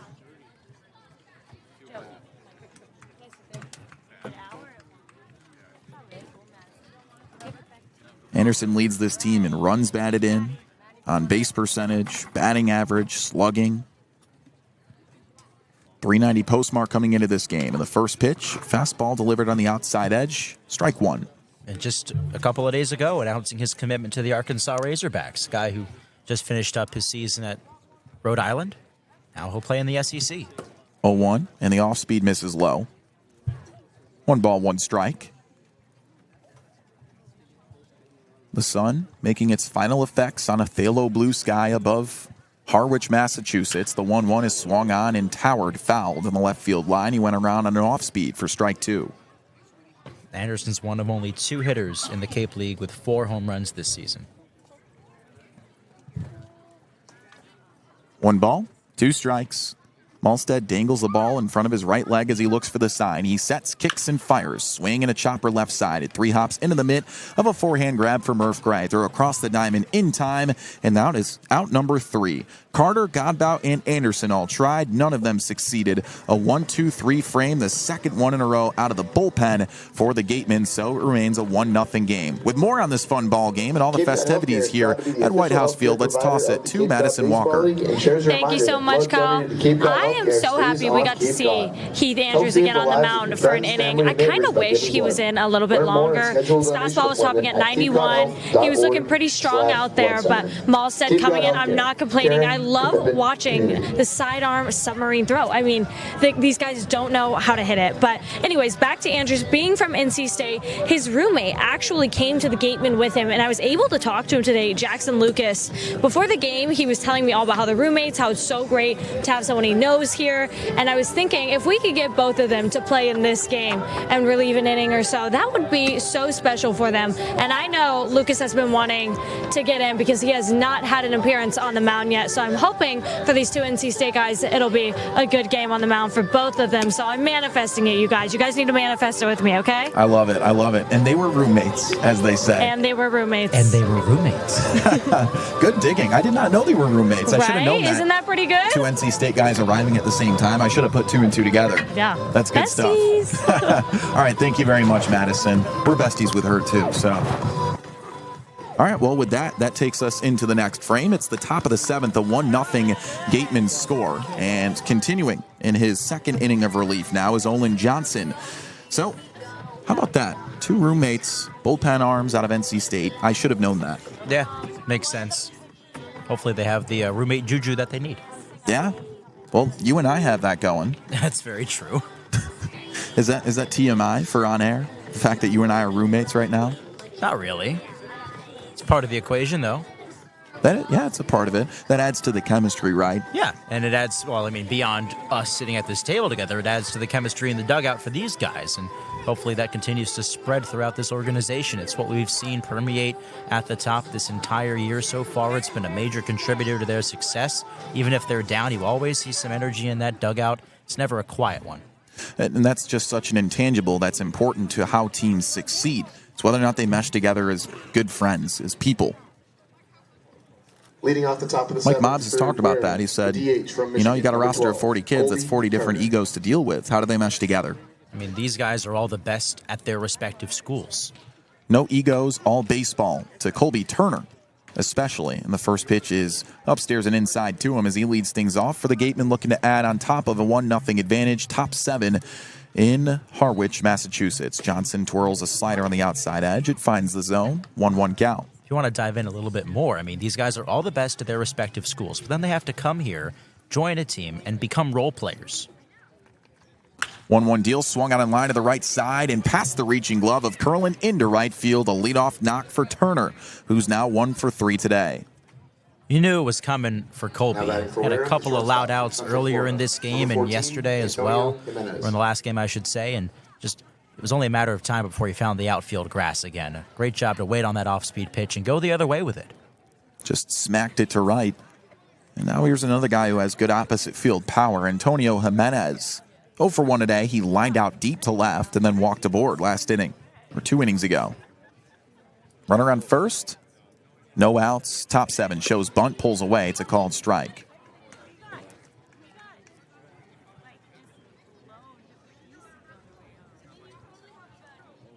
Gateman went down 1-2-3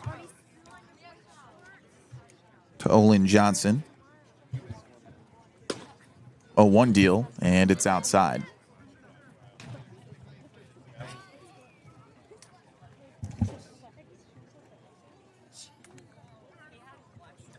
One ball, 1 strike.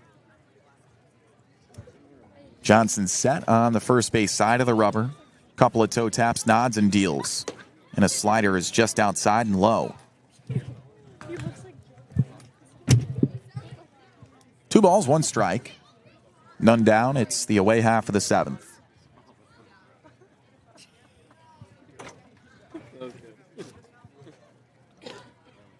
Johnson ready.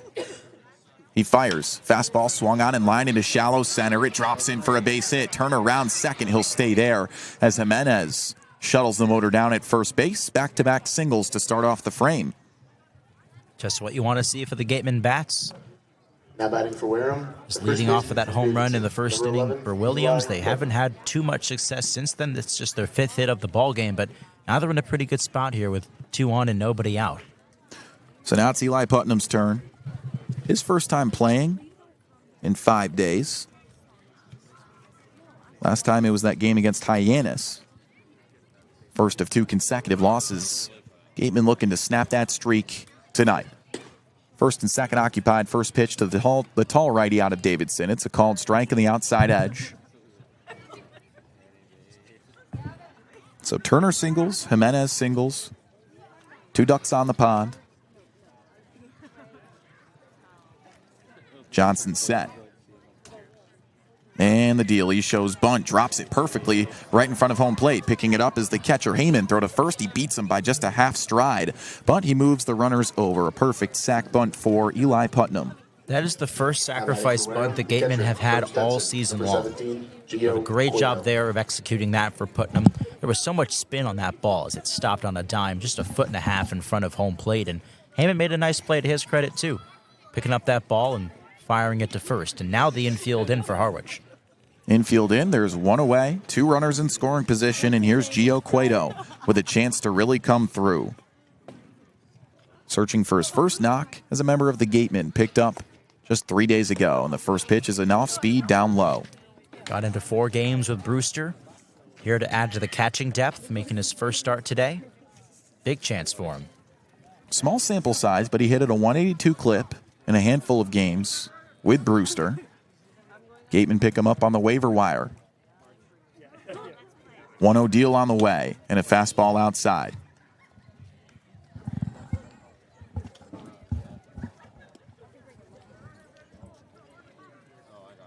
Two balls and no strikes, 1 away.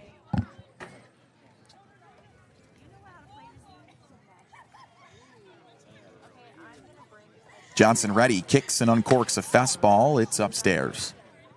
3-0.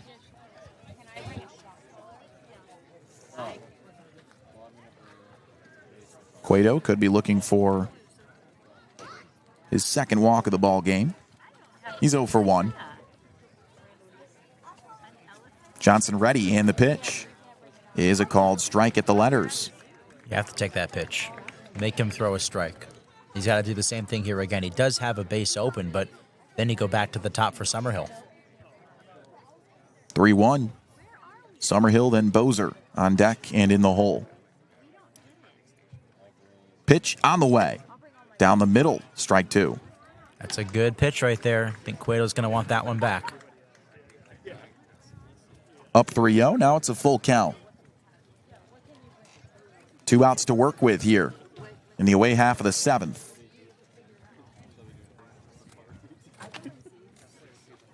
Infield in and the pitch. Swing and a pop, straight back and foul. And there goes the pile of children chasing after that baseball. Gaggle of children. A gaggle, yeah, a school. Conglomeration. A meeting. A school. I already said school. Oh, you did? Yeah. That's unfortunate. That's really embarrassing. 3-2 on the way. Swing and a pop up right side. Trails out of play and into the evergreens once more. I promise I do pay attention to what you say. Hey, it's okay. Okay. I mean, you and I both have our distractions of baseball around us. Oh, yeah, we do. The environment in and of itself, a beautiful environment here at White House Field. Host of last year's All-Star game for a reason. Full count. Third try at it. Here's the pitch to Gio Cueto on the way. Swinging a hard chopper left side, a ranging stop by the shortstop, throw and the tag to home. No, he's safe. The lead runner, Turner, beats the throw to home plate, and it's an RBI for Cueto. Well, first of all, a great at-bat there for Cueto. Ends in an RBI. He reaches. Still a terrific play from Weingartner. First, you got to pick that ball. He threw a little bit off balance as well. No time to set his feet because you got to get that ball home. The throw just a bit wide left for him. So Cueto with the infield in comes through with an RBI fielder's choice. Weingartner couldn't make the play. Turner scores. Antonio Jimenez moves to third. And we flip it to the top of the order. It's the corners occupied with 1 away. And here comes another meeting by the head coach, Englert. And he's going to have a pile of cream jerseys on the mound, just chatting with Johnson. I don't see, oh, yeah, there is a lefty coming out of the bullpen. All right, we'll step away for a moment. A pitching change in the Gatemen Baseball Network, powered by Cape League TV. PC is a Massachusetts-based leading-edge real estate closing, title, settlement, and personal injury and litigation law firm. Our clients trust us to provide the most comprehensive real estate closing and litigation services in Massachusetts. Our full network of closing and settlement attorneys, agencies, and litigators have expanded throughout New England and beyond. We deliver on that trust and reliance by offering the best professional prompt assistance, advanced technology, and state-of-the-art closing services in the real estate law and litigation business today. Our commitment to excellence, honest reputation, and tradition of aggressive representation to provide quality legal services is what we will continue to demonstrate at Sync Law. We believe and will prove that successfully addressing client needs requires more than just knowledge of the law. It requires a mastery of good representation and an attitude to finalize every transaction to my client's satisfaction. Live life to the fullest and let us Sync Law. Not thirsty. Back from a pitching change on the Gatemen Baseball Network, it's Wareham's first visit to Harwich, Massachusetts at White House Field in 2024, and they're on the brink of trying to break a 2-game losing streak. Their first one at that in this campaign, so all good signs from the Gatemen. They're up 1 or 2-0 right now as they sprinkled in a home run back in the first and now an RBI fielder's choice here in the 7th. So it calls for a change of arms for the Harwich Mariners. The tall righty Olin Johnson is off the bump, and now it's Bryson Bale's turn. The tall lefty out of Hendricks College had a good year with them. In 5 games, a 3.42 ERA. In 23 2/3 innings pitched. Now this season, Bales comes in. It's just his 3rd appearance for the Mariners in his inaugural Cape League season. And he hasn't given up a run just yet, just 2 hits to his credit. And he's collected a strikeout in those frames as well. So the lefty with a big high leverage situation as his Mariners are down 2-0. Ethan, how does he navigate this part of the order? It's the top of the lineup.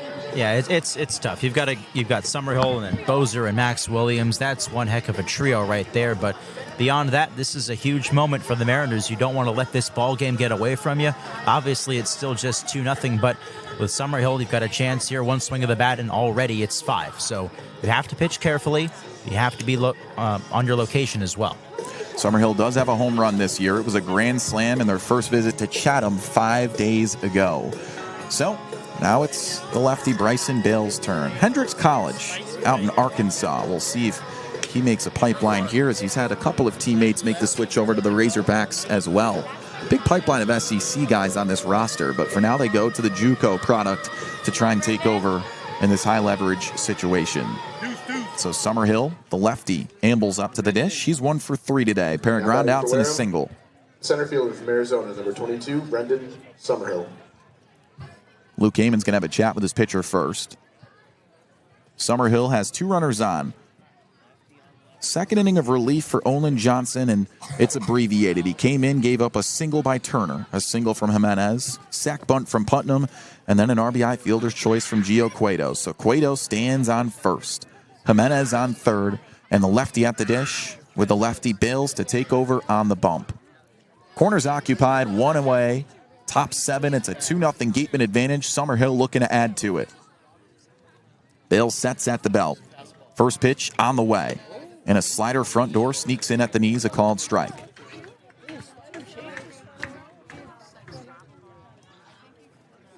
Oh, 1. Bozer on deck. Max Williams in the hole.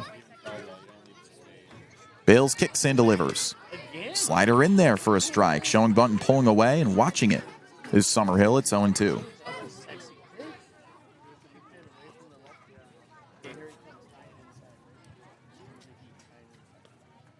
Bales takes a peek at first. Rocks and delivers. Fastball swung on in line into shallow right. It drops in. 1 run's going to score. Cueto rounding second. He's going to make the turn to third. Pulling into second is Summerhill. Safe. And it's an RBI double for Summerhill. Make it a 3-0 Gateman score in the 7th. Left it out over the plate. Not the hardest hit ball from Summerhill, but it works out just the same, dropping that one into right center. Gatemen cash in, and now they've got a chance for more here with 2 men in scoring position.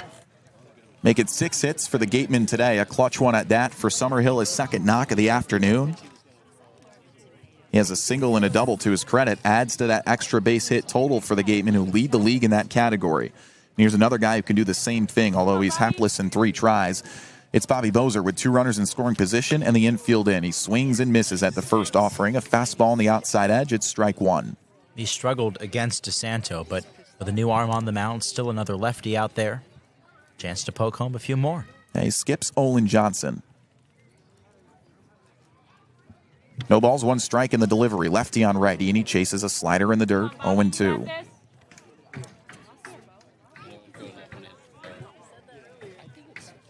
No balls, 2 strikes. Bozer with a deep breath. Right foot, now left foot as he squats into the right-handed batter's box. Bales sets with the leather to his chin. Deep breath, the kick in, a deal. And a fastball outside, ball 1. 3-0 Gatemen. 2 runs have poured in here in the 7th.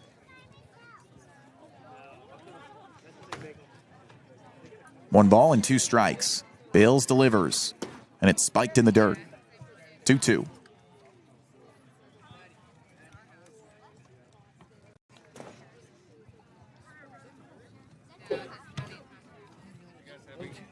Bozer playing for the first time in 4 days for the Gatemen. 2-2 deal on the way. And a slider, a called strike 3. Snuck it in front door and gets the backwards K for out number 2.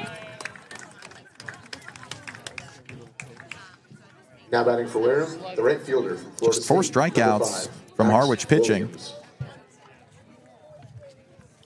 Now with 2 away, it's the lefty Max Williams. He was the one that started this offense with a solo shot back in the first. Since then, a pair of flyouts. 1 for 3 in the first pitch, lefty on lefty. A slider gets away, and it rolls to the backstop. Coming home and safe under the tag is Cueto. A passed ball, and it's a 4-0 Gateman lead with 2 away now in the 7th. Mistake there from Heyman, and that expansive backstop showing itself here. Would have been a tough play to get Cueto out anyways with a regular-sized backstop, but made it even harder. So that expansive backstop does come into play as the ball just kept on rolling.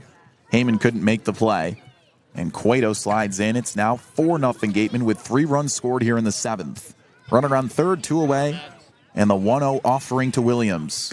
Fastball runs inside, and once again, he's brushed off the dish. 2-0 count.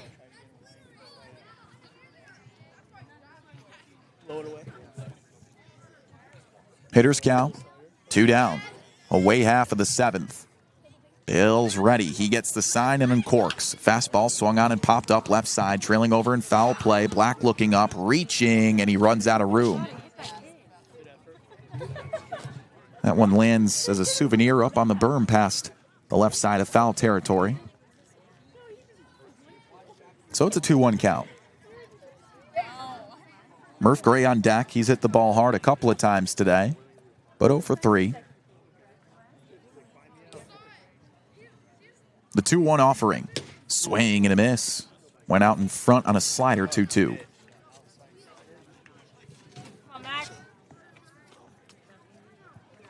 Two balls, 2 strikes, 2 away, and a runner on third. Bale's ready. He steps in the pitch. In the dirt. Ball 3. Oh, and Summerhill's going to break to home. A lazy throw back to the pitcher, and he's tagged out at home plate. Summerhill cannot believe it. He caught everybody napping, was unequivocally safe at home plate, and somehow the inning is over. Wow, a gutsy move there from Summerhill. He'd been watching them throw back to the pitcher's mound the entire at-bat. Try to catch them napping, and perhaps a lucky call there for Harwich. I have never seen anything like that. Summerhill with a heads-up base running play, broke for the plate, snuck his right foot in there, and somehow he's tagged out by Heyman as the pitcher hastily tossed the ball back to home plate. And now Smythe arguing his case with the home plate umpire, Jeff Merzel. We'll step away for a moment. We'll give you guys some updates as we come back on the Gatemen Baseball Network, powered by Cape League TV. For a good piece of glass, call Abby. Located at 3 Tyler Avenue in East Wareham, call Abby Glass and Locks about getting a free quote for your windows, doors, locks, and other glass needs. Mastria Auto Group. Whether you need sales, parts, or service, call Mastria Auto Group for all your Kia, Cadillac, Mazda, VW, Subaru, and Nissan needs. Mastria delivers. www.mastria.com. Legacy Insurance has been servicing Wareham and the surrounding area since 1980. Call Legacy Insurance for all your insurance needs at 508-295-1315. Legacy Insurance, your hometown agency. Looking to buy or sell real estate in the South Shore, South Coast, or Cape Cod area? Joanne Stevenson has been selling Massachusetts since 2000. Specializing in residential real estate, she is a part of the #1 Berkshire Hathaway Robert Paul team. Whether you are looking for your first home, vacation home, or relocating, call Joanne Stevenson, your local Wareham agent, for all your real estate needs. A proud sponsor of the Wareham Gatemen. Back to baseball on the Gatemen Baseball Network, powered by Cape League TV. I'm Kyle Marchak with Ethan Eibe, and what was a methodical pitcher's duel has now become an interesting ball game. The Gatemen expand their lead with 3 runs in the top of the 7th. pair of RBI knocks and a fielder's choice, as well as a pass ball, makes it a 4-0 score as we head to the home half of the 7th, and an interesting way to end the 7th inning as well, which we'll get to in just a second. But Lucas Malstead, in his second inning of relief, will face the middle of the order. Luke Heyman, the catcher, at the dish. He's 1 for 2. Malstead set on the first base side of the rubber. He drops and delivers. A fastball swung on and fouled straight back 0-1. So the way the inning ended, Summerhill was on third, saw that Heyman was just lobbing the ball back to the pitcher, and like any smart base runner would, broke for the plate. Snuck his right foot in under the tag, looked very safe, and somehow called out to end the frame. 0-1 deal from Malstead, and off-speed swung on and whacked to the right side, foul 0-2. Yeah, that's just a frustrating play, and Ryan Smythe went out there to argue the call. His efforts were futile in the end, but the Gatemen do cash in with 3. They have themselves a decent lead now. So first batter, bottom 7. Gatemen have a 4-run advantage. Malstead delivers a fastball low, 1 ball and 2 strikes. But that's regardless of the result. A great effort by Summerhill and exemplary of what he brings to a ball game. 1-2 deal, and off-speed swung on and popped softly to right field, ranging over in the gap, looking up and leathering it over his head. A nice play by Williams out there, and it's out number 1. Just got there in the nick of time. Otherwise, that ball was destined for the gap. Ball just kept on rolling. All right, loud out number 1. Here's Cade Kurland, another Florida Gator. He's 0 for 1, ground out and a walk.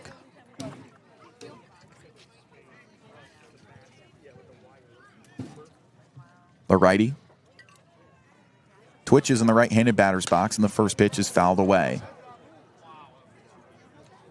0-1. Talk about 5 tools, but there's also the intangible of just being a high IQ player.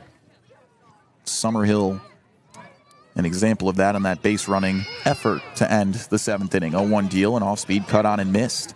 Went right through it. It's 0-2.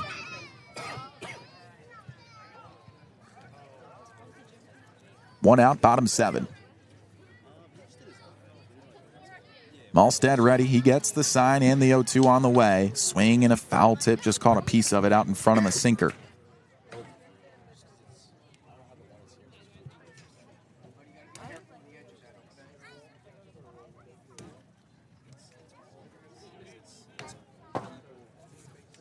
No balls, 2 strikes. And he fires. Down low, ball 1. Interesting lineup we have in front of us. Not just because it's, the Gatemen who are the best in the league in average, but Harwich, 4th in average, but also how they conglomerated the entire lineup, too, if you look at their colleges. 1-2 deal from Malstead, swinging a chopper to the right side, ranging over, forehand grab by Bozer, and he softly flips to first base for out number 2. Now batting for Harwich, the third baseman. So if we go down that lineup, Penn State, Auburn, UVA, Arkansas, 2 Florida guys, Georgia, ETSU, and then Wake Forest. There's only 1 non-Power 5 bat in this lineup, and a lot of them SEC guys. Yeah, that's what you get in the Cape League. And also, Tommy Barth, who is the ETSU guy, is in the portal, so he may soon find himself at a Power 5 school. And I wouldn't be shocked if he did. He's on deck, but it's Ryan Black, the lefty, at the dish, 1 for 2. First pitch from the righty Malstead. And the subby delivers a fastball outside, ball 1. The Cape League humbles these guys. They are the best of the best at their respective colleges. A handful of them get picked for this league. And they're up against the best competition college level has to offer. 1-1, and the off-speed misses inside. You're also dealing with, wood bats, transitioning from aluminum bats. That's an adjustment. You're facing an ace on the mound every single night. An ace out of the bullpen every single night. 2-0 on the way, and it's fouled off. A lot of these guys just crushed it in high school, get up to the college level, and experience even more success. A lot of the time, they get to the Cape League, and that's the first time they're truly humbled. There's a strong correlation between humility and time elapsed in someone's life. Well, that's also connected to experience. Change up, a called strike. 2-2. And, the Cape definitely a stepping stone of that, as you said. 2 balls, 2 strikes, 2 away. Malstead set at the belt. He drops in, delivers. And a called strike 3 on the outside edge.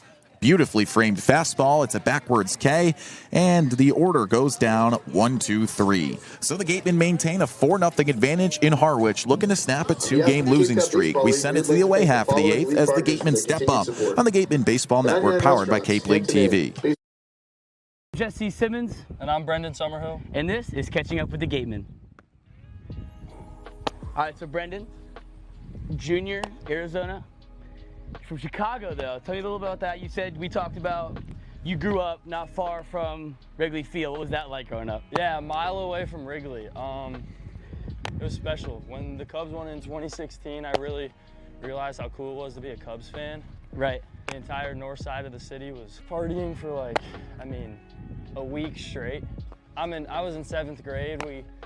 School got canceled the next day. We all got to go to the parade. It was super fun. It's easy to say that.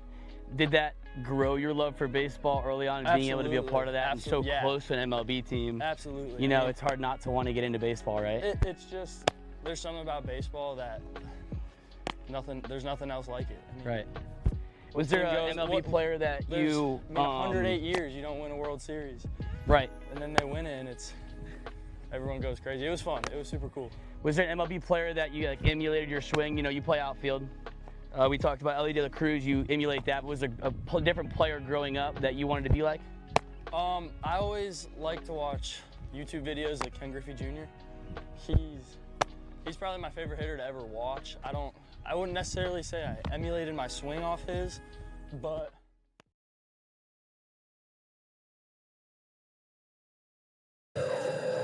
The Wareham Gatemen look to follow up a 3-run effort back in the top of the 7th as they head to the away half of the 8th on the Gatemen Baseball Network. Kyle Marchak with Ethan Eibe, along with you the whole season, and right now looking to restart another winning streak. They're up 4-0 in their first visit to Harwich. First pitch from Bryson Bales, the lefty in his second inning of relief. It's a slider outside, a called ball to Max Williams, who was at the dish when last inning ended. On an effort from Summerhill, who tried to steal home plate, was tagged out. So Williams restarts. He's having a 1-for-3 day. Second pitch swung on and grounded hard in the hole. A forehand grab by the second baseman Curlin. Throw to first. Anderson gloves it, and it's allowed out number 1. It's been a defensive clinic for Curlin at second base today. He's been tested all throughout this ball game, and he's made just about every play. So now it's Murph Gray's turn. Inauspiciously quiet. He's 0-for-3 today on a couple of hard-hit balls. Ground out to the shortstop, fly out to the second baseman, and the hard ground out to the second baseman. One could say he's due. Base is empty, 1 away, lefty on righty, top 8. Bales ready, kicks and fires, swing and a miss. Gatemen have strung together between 3 arms, a scoreless outing in 7 innings. Bales looking to come back after dealing with a tough lineup. Only gave up 1 hit, no earned runs in that last inning. To his credit, at least, as he endorsed some runners. The next pitch is upstairs, 1-1. So far, DeSanto had 5 innings pitched, gave up 1 earned run, 1 1/3, and Johnson endorsed 2 of those earned runs. 1 is unearned. The 1-1 deal to the righty out of Fresno State. It's a slider at his back foot. It misses for ball 2. It's been a rare 0-for-3 so far for Murph. Guy who's a team lead in hits, 13. It's been around the whole season. 2-1. Bales drops and fires. It's upstairs, ball 3. Last couple of weeks have seen a decent amount of turnover, not just with the Gatemen, but for every team. And you'll see that throughout a Cape League summer. But we're at a point now where until the MLB draft takes place in a couple of weeks, the roster is going to be pretty set. 3 balls, 1 strike, 1 out. Bales fires, swinging a hard grounder left side. Charging with a forehand grab is the third baseman Black. Throw across the diamonds high, and it gets away into foul territory. He thinks about second, but Murph Gray will go back to first. He's safe there. High throw from Black took Anderson off the first base bag. It popped out of his glove, and Murph Gray catches a break there. Now batting for Wareham, the left That fielder, would have been a West close Virginia, play, but they're going to call it an error on the third baseman Black. But nonetheless, with 1 out, some speed on first base. For a team that's looking to re-up the stolen base attempts. They started dead last in the league through the first week. They've clawed their way up to 4th with 19 stolen bases and counting today. Here's Jace Reinhardt 0 for 2 with a walk, shows bunt, and it comes in on him. He fouls it off. No, it hit him. As he pulled away, it looked like it caught his left thigh, so he goes to first base on a hit by pitch. With one away, there are 2 runners on, and here's Colby Turner, who's 1 for 3. Now batting for Wareham, the DH from Michigan. Well, is the opportunities where you got to clutch up. You get the benefit of an error. Now a hit by pitch. Those free passes will come back to bite you. And the best teams know how to make it happen. Already up 4. You got a chance to extend it. Turner, the newly announced Michigan Wolverine, with first and second occupied. The righty ready, and the runners go. The first pitch is swung on and hammered to deep left. Coming in is Barth. Murph Gray going to have to retreat to second. The throw is in time. Barth with a nice double play, and that retires the side. Just straight up bad luck as 2 are left stranded by the Gatemen to end the 8th inning. We go to the home half of the 8th. The Gatemen looking to maintain a 4-0 advantage on the Gatemen Baseball Network, powered by Cape League TV. I couldn't get out, so they stopped the game. Umpires actually had to peel me out of the fence. They had to pull the fence. And an incredible guest for us today on the pod, in the words of the great Jason Stark, writer, broadcaster, and distinguished former major leaguer, Doug Glanville. Doug, it is terrific to have you on today. So, any favorite ballparks that you visited while you were in the Cape? Yeah, I mean, of course, you got to love Spillane Field with like the all dirt infield or whatever he had going there, the darkened dirt. Let me see. Well, Bourne, I didn't like Bourne because one time I slid for a ball. I was doing that cool move where the ball's up against the fence and you slide around it and then pop up and throw. And then I slid and went through the fence. So my leg got caught in the fence and I couldn't do anything. I had to roll the ball to the right fielder and I couldn't get out. So they stopped the game. Umpires actually had to peel me out of the fence and to pull the fence. Oh my God. So that wasn't a good memory. So Bourne, the fog always rolled in there.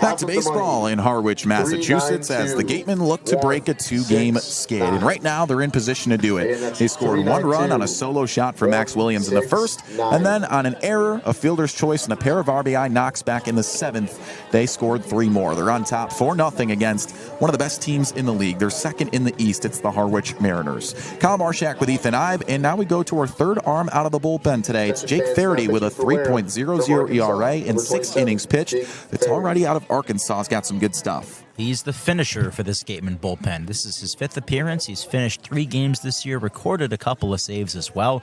That fastball topping out in the mid to high 90s. Probably the most shoe-in guy on this Gatemen roster for the MLB draft. Leading off the bottom of the Just great stuff, and one of the hardest throwers, too, as he sits in the upper 90s. So the righty, who's second on the team with 12 strikeouts, mind you, out of the bullpen. First batter he faces, it's Tommy Barth, who just made a nice play in left field to end last inning. First pitch to him, and a fastball zips in there at 99. It said on the clock. Can we get a check on that? Well, I'm going to just trust that. I agree, yeah, there's got to be. So the 1-0, he sets at the belt and the pitch. The slider on the outside edge, a called strike. And that slider was 94. That was a slider. Okay, do you think that gun is hot? I want to believe in it. 1 ball, 1 strike. And the third pitch to Barth is fouled off. That one says triple digits on the radar. I was talking to a couple of scouts before the game. They've got guys from the Giants and the Mariners today. Mariners here to watch the Mariners and also the Gatemen. I think right now they're watching a specific Gateman. 1 ball, 2 strikes, first batter, bottom 8. Faraday kicks and deals a fastball swung on and fouled tip. He stays alive on a fastball at 100 up in the zone. Triple digits, my goodness. I mean, Faraday, a guy who will likely not finish the season here at Wareham. Of course, just the draft a couple of weeks out. Faraday ready. We'll try the 1-2 again. He kicks in, fires. Fastball, or a changeup, pardon me, is fouled off to the right side.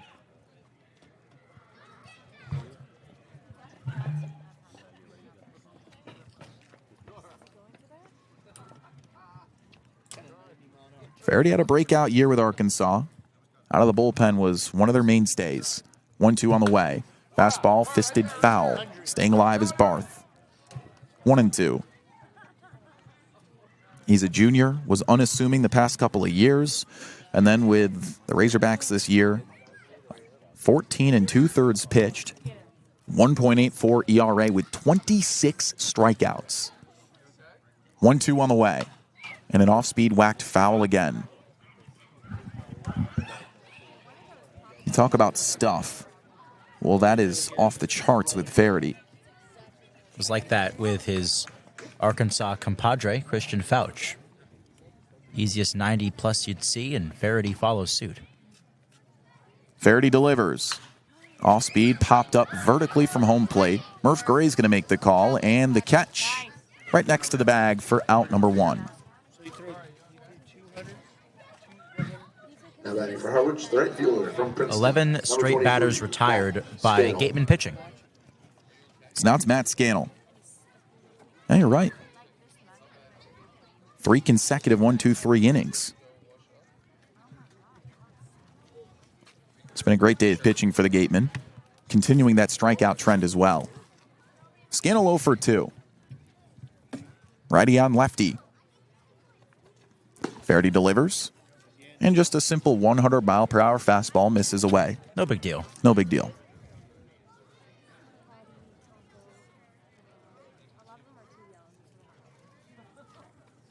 "1-0, the pitch. Popped up into the left side, trailing over towards the fence in foul territory. Murph reaches and makes a grab as he crashes into the fence. The hot corner showing out for out number 2. That is one of the best defensive plays we've seen all year. Murph was willing to go up against that fence, sacrifice a little bit of the body there to make that play. That's tough when you've got the fence approaching. You don't want to run into it full speed, but he was able to slow up and make that grab right up against it. Couple of flyouts to third base. And now with 2 away, Faraday has the top of the order. It's Ryan White-Gardner, who's 1 for 3. And a first pitch, 100-mile-an-hour, is upstairs and inside. Talk about getting brushed off the dish. 1-0. Faraday ready, and the deal. On the outside edge at 99. 1-1.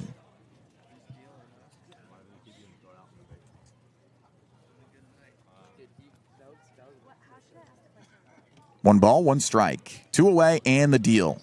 Swing and a pop foul, straight back. 1-2.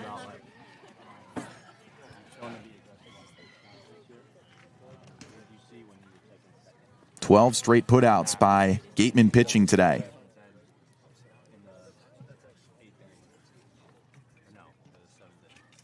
One-two on the way. And a slider, or a cutter, pardon me, misses outside. So Darren Horn got the start.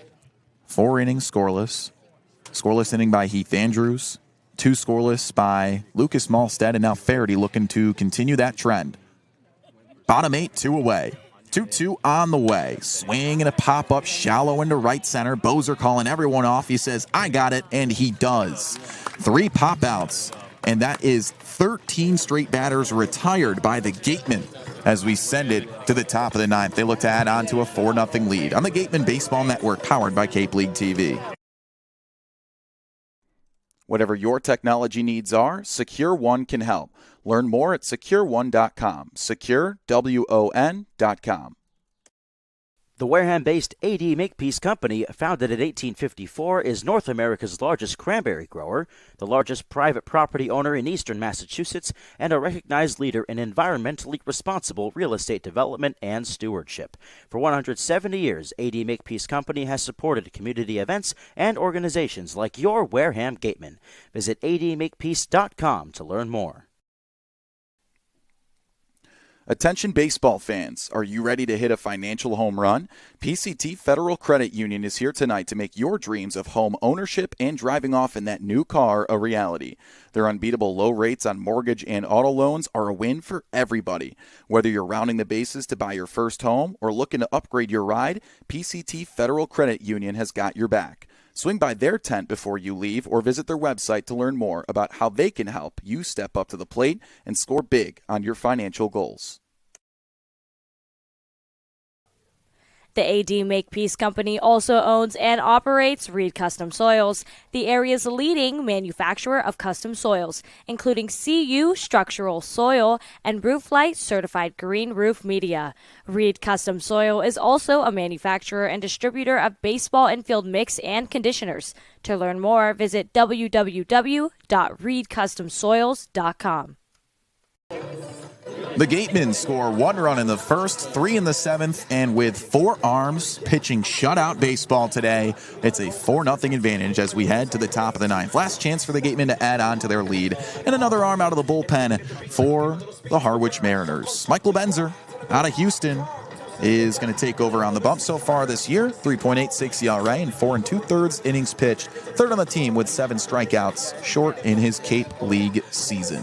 Kyle Marchak with Ethan Eibe. And, the bullpen trying its best against this Wareham offense that heated up with that 3 spot back in the 7th. Yeah, that's really been that was a huge moment there. You want to get some distance in this thing. It was a 1-0 game for quite a while, so now the bullpen's in control of this one. They're 3 outs away from winning it. The Gatemen have been pretty good about getting some insurance runs late in ball games, so we'll see if that trend can continue here.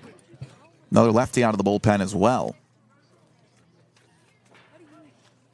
Another big arm out of Houston. 6'4". He kicks and fires. First pitch to Antonio Jimenez. And a fastball kisses the outside edge at 93. It's a called strike. Over the top delivery.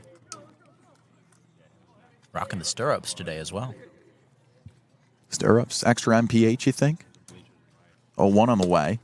Fastball cut on and missed. He got the extra mile per hour there. 94. I think everyone's got the stirrups today. The pants probably short by design. Old style uniforms almost. With like that kind of retro cream. Classy look. 0-2. Jimenez, 1 for 2 today, and he fouls that one off. Line out, walk, single. All good at bats.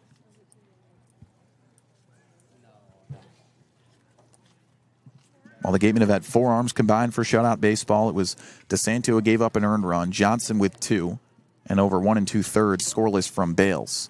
0-2 deal. And a slider just misses outside. Tried to sneak it in front door. 1 ball and 2 strikes to Jimenez as Michael Benzer takes over.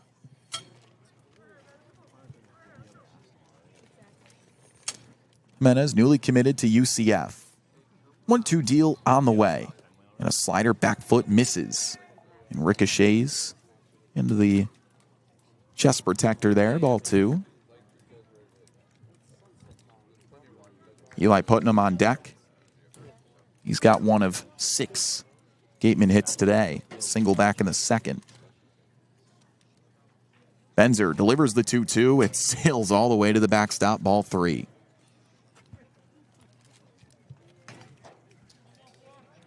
.92-mile-an-hour heater got away from him. Full count for Jimenez. Benzer uncorks. And a fastball is just outside. No, it's a late called strike 3, and Jimenez is down on strikes for out number 1. Borderline pitch there, but unfortunately didn't go Jimenez's way. And yeah, I really thought he was heading down to first base. A late strike 3 call. Jeff Merzel making the call there. Wareham, the first baseman from Davidson, number 11, Eli Putnam. Just the 5th strikeout from a 4-pitcher effort so far today from the Harwich Mariners. Now Putnam's turn. A first pitch fastball, a called strike. It's a credit to the Gatemen's tendency to put balls in play, make challenging efforts. Balls in play for sure today. Sack bunt, as a matter of fact, last time around for Putnam to move runners over. 0-1 deal is outside. Set up that 3-run inning back in the 7th. That's selfless baseball. That was the first sack bunt of the season for the Gatemen as a whole. 1 ball and 1 strike. And the pitch to Putnam. Fastball swung on and skied into the purple sky above us and out of play. Strike two. I guess it's more of a navy blue. Joe Henry, our producer, says yes. Master of colors, Joseph Henry. 1-2 deal to Putnam. So he swung around on a changeup in the dirt. Drops third strike, and a toss over to first is in time by a stride to beat Putnam out there as he secures the strikeout. 2 strikeouts to start the ninth here for Benzer. 2 away quickly. Now it's Gio Cueto. Cueto's had some good at-bats today. He worked a walk in the 5th inning, set up a 2-on-2-out situation that honestly didn't end up plating any runs, as a matter of fact. But then had a nice RBI fielder's choice his last time up. Lefty on righty, the pitch to Cueto. Way upstairs. Cueto out of Stetson. Pipeline of Florida talent, yet no Gators for you, buddy. No Gators on this roster. It's okay, though. I've been able to watch a couple Gators on the other side today, so that makes me happy. And throughout the league, too. 1-0, he cuts on in and goes over a fastball on the outside edge, 1-1. We've watched plenty of Hokies this year. That's true. Not in Gateman uniform. None in Gateman uniform. But my loyalty lies with the maroon of Wareham. As does mine. 1-1 deal on the way. Swinging a hard chopper just past the reaching glove of the pitcher. Picking it up as the shortstop throw to first, and Cueto's out by a half stride. Well, Benzer couldn't get it, but Weingartner did, and it's 3 down in order for the Gateman offense in the 9th. But it's 4-0 good guys. 3 more outs and a Gateman dub as they try and snap a 2-game losing streak in Harwich on the Gateman Baseball Network, powered by Cape League TV. Jesse Simmons. And I'm Brendan Summerhill. And this is Catching Up with the Gatemen. All right, so Brendan, junior, Arizona. From Chicago, though. Tell me a little about that. You said we talked about you grew up not far from Wrigley Field. What was that like growing up? Yeah, a mile away from Wrigley. It was special. When the Cubs won in 2016, I really realized how cool it was to be a Cubs fan. Right. The entire north side of the city was partying for a week straight. I was in 7th grade. School got canceled the next day. We all got to go to the parade. It was super fun. It's easy to say that. Did that grow your love for baseball early on, and being able to be a part of that Absolutely. and so close to an MLB team? Absolutely. You know, it's hard not to want to get into baseball, right? It's just, there's something about baseball that there's nothing else like it. Right. Was there an MLB player that you... 108 years, you don't win a World Series. Right. And then they win it, and everyone goes crazy. It was fun. It was super cool. Was there an MLB player that you emulated your swing? You know, you play outfield.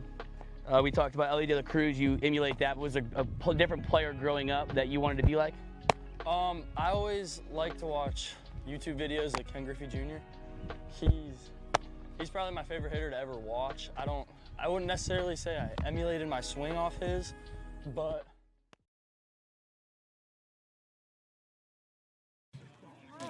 Back to baseball on the Gateman Baseball Network, powered by Cape League TV. Kyle Marchak alongside Ethan Eibe as the Wareham Gatemen look to stay atop the West Division and snap a 2-game losing streak, and they're set up to do such here in Harwich, their first visit to White House Field. They're on top 4-0 after a run in the 1st and 3 in the 7th, and a shutout effort out of 4 arms for the Gatemen. Faraday in his 2nd inning of relief after sitting down the order. First pitch, a slider, front door, a called strike to the 2-hole hitter Bristol Carter, who's 0 for 3. 13 straight batters retired by Gateman pitching.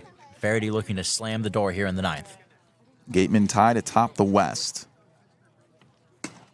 And the next pitch, a fastball framed perfectly on the inside edge at just 100 miles an hour. It's 0-2. Those triple digits, man. So an update for the most important score. Katuitt just lost. So the Gatemen do, right now by the record, as the next pitch is down low, ball 1, have a chance to take sole possession of first place once again in the West Division. Hyannis with a tie in their record, tied with Katuitt for 2nd. If the Gatemen lose, they'll tie a 3-way atop the division. The 1-2 fastball, he's late on it and fists it foul to the right side. Remains a 1-2 count. Elsewhere around the league, it's an 8-3 lead for Falmouth over Hyannis at the moment in the 8th inning. The 9th inning, rather. So Hyannis could slip into that 2nd hole if the Gatemen win. 1-2 deal on the way. Swing and a miss. Got him with a cutter on the outside edge. It's a strikeout for out number 1, and the Gatemen are 2 outs away from a big W. Now batting for Harwich, The bullpen was such a strong suit. I mean, it's been a strong suit this entire season. But in that record-setting 6-game winning streak the Gatemen enjoyed last week, the bullpen was pretty much unhittable. It's been that case tonight, literally. Henry Godbout 0 for 3. Line out, fly out, strikeout. Faraday delivers, and it's down low. Eibe took a loss today, 3-2 against Bourne, and that Katuitt final score was 4-3 Orleans. How about Orleans getting a win? 1-0 deal, it skipped into the dirt, and it ricochets to the backstop. A lot of parity around the league. YD, best team in the league, losing, so the Gatemen have a chance to tie them for the best record in baseball once more. 2 balls, no strikes, 1 away. Faraday uncorks a slider, front door, a called strike. 2, 3, and 4 batters in this Harwich order, a collective 0 for 9. Faraday sets at the belt, deep breath, and a 2-1 on the way. Swinging a chopper just past his reach, charging Bozer, gobbles it up, tosses to first in time. There's out number 2. Gatemen pitching have 9 Ks on the afternoon as well, looking for another double-digit strikeout effort. And Faraday could do it to throw the cherry on top as they lead it 4-0. Bottom 9, here we are in Harwich. 1 out away. And it's Michael Anderson, perhaps the best bat in this lineup. He's been blanked today. Struck out and grounded out twice. 0 for 3, and Faraday stands tall against the righty. He kicks and fires. Framed perfectly on the outside edge, a called strike at 94. Toss the cutter, and it's 0-1.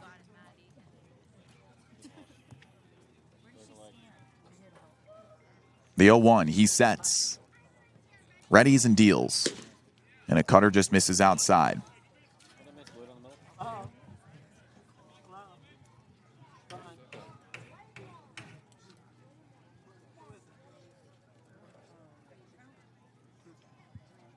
One.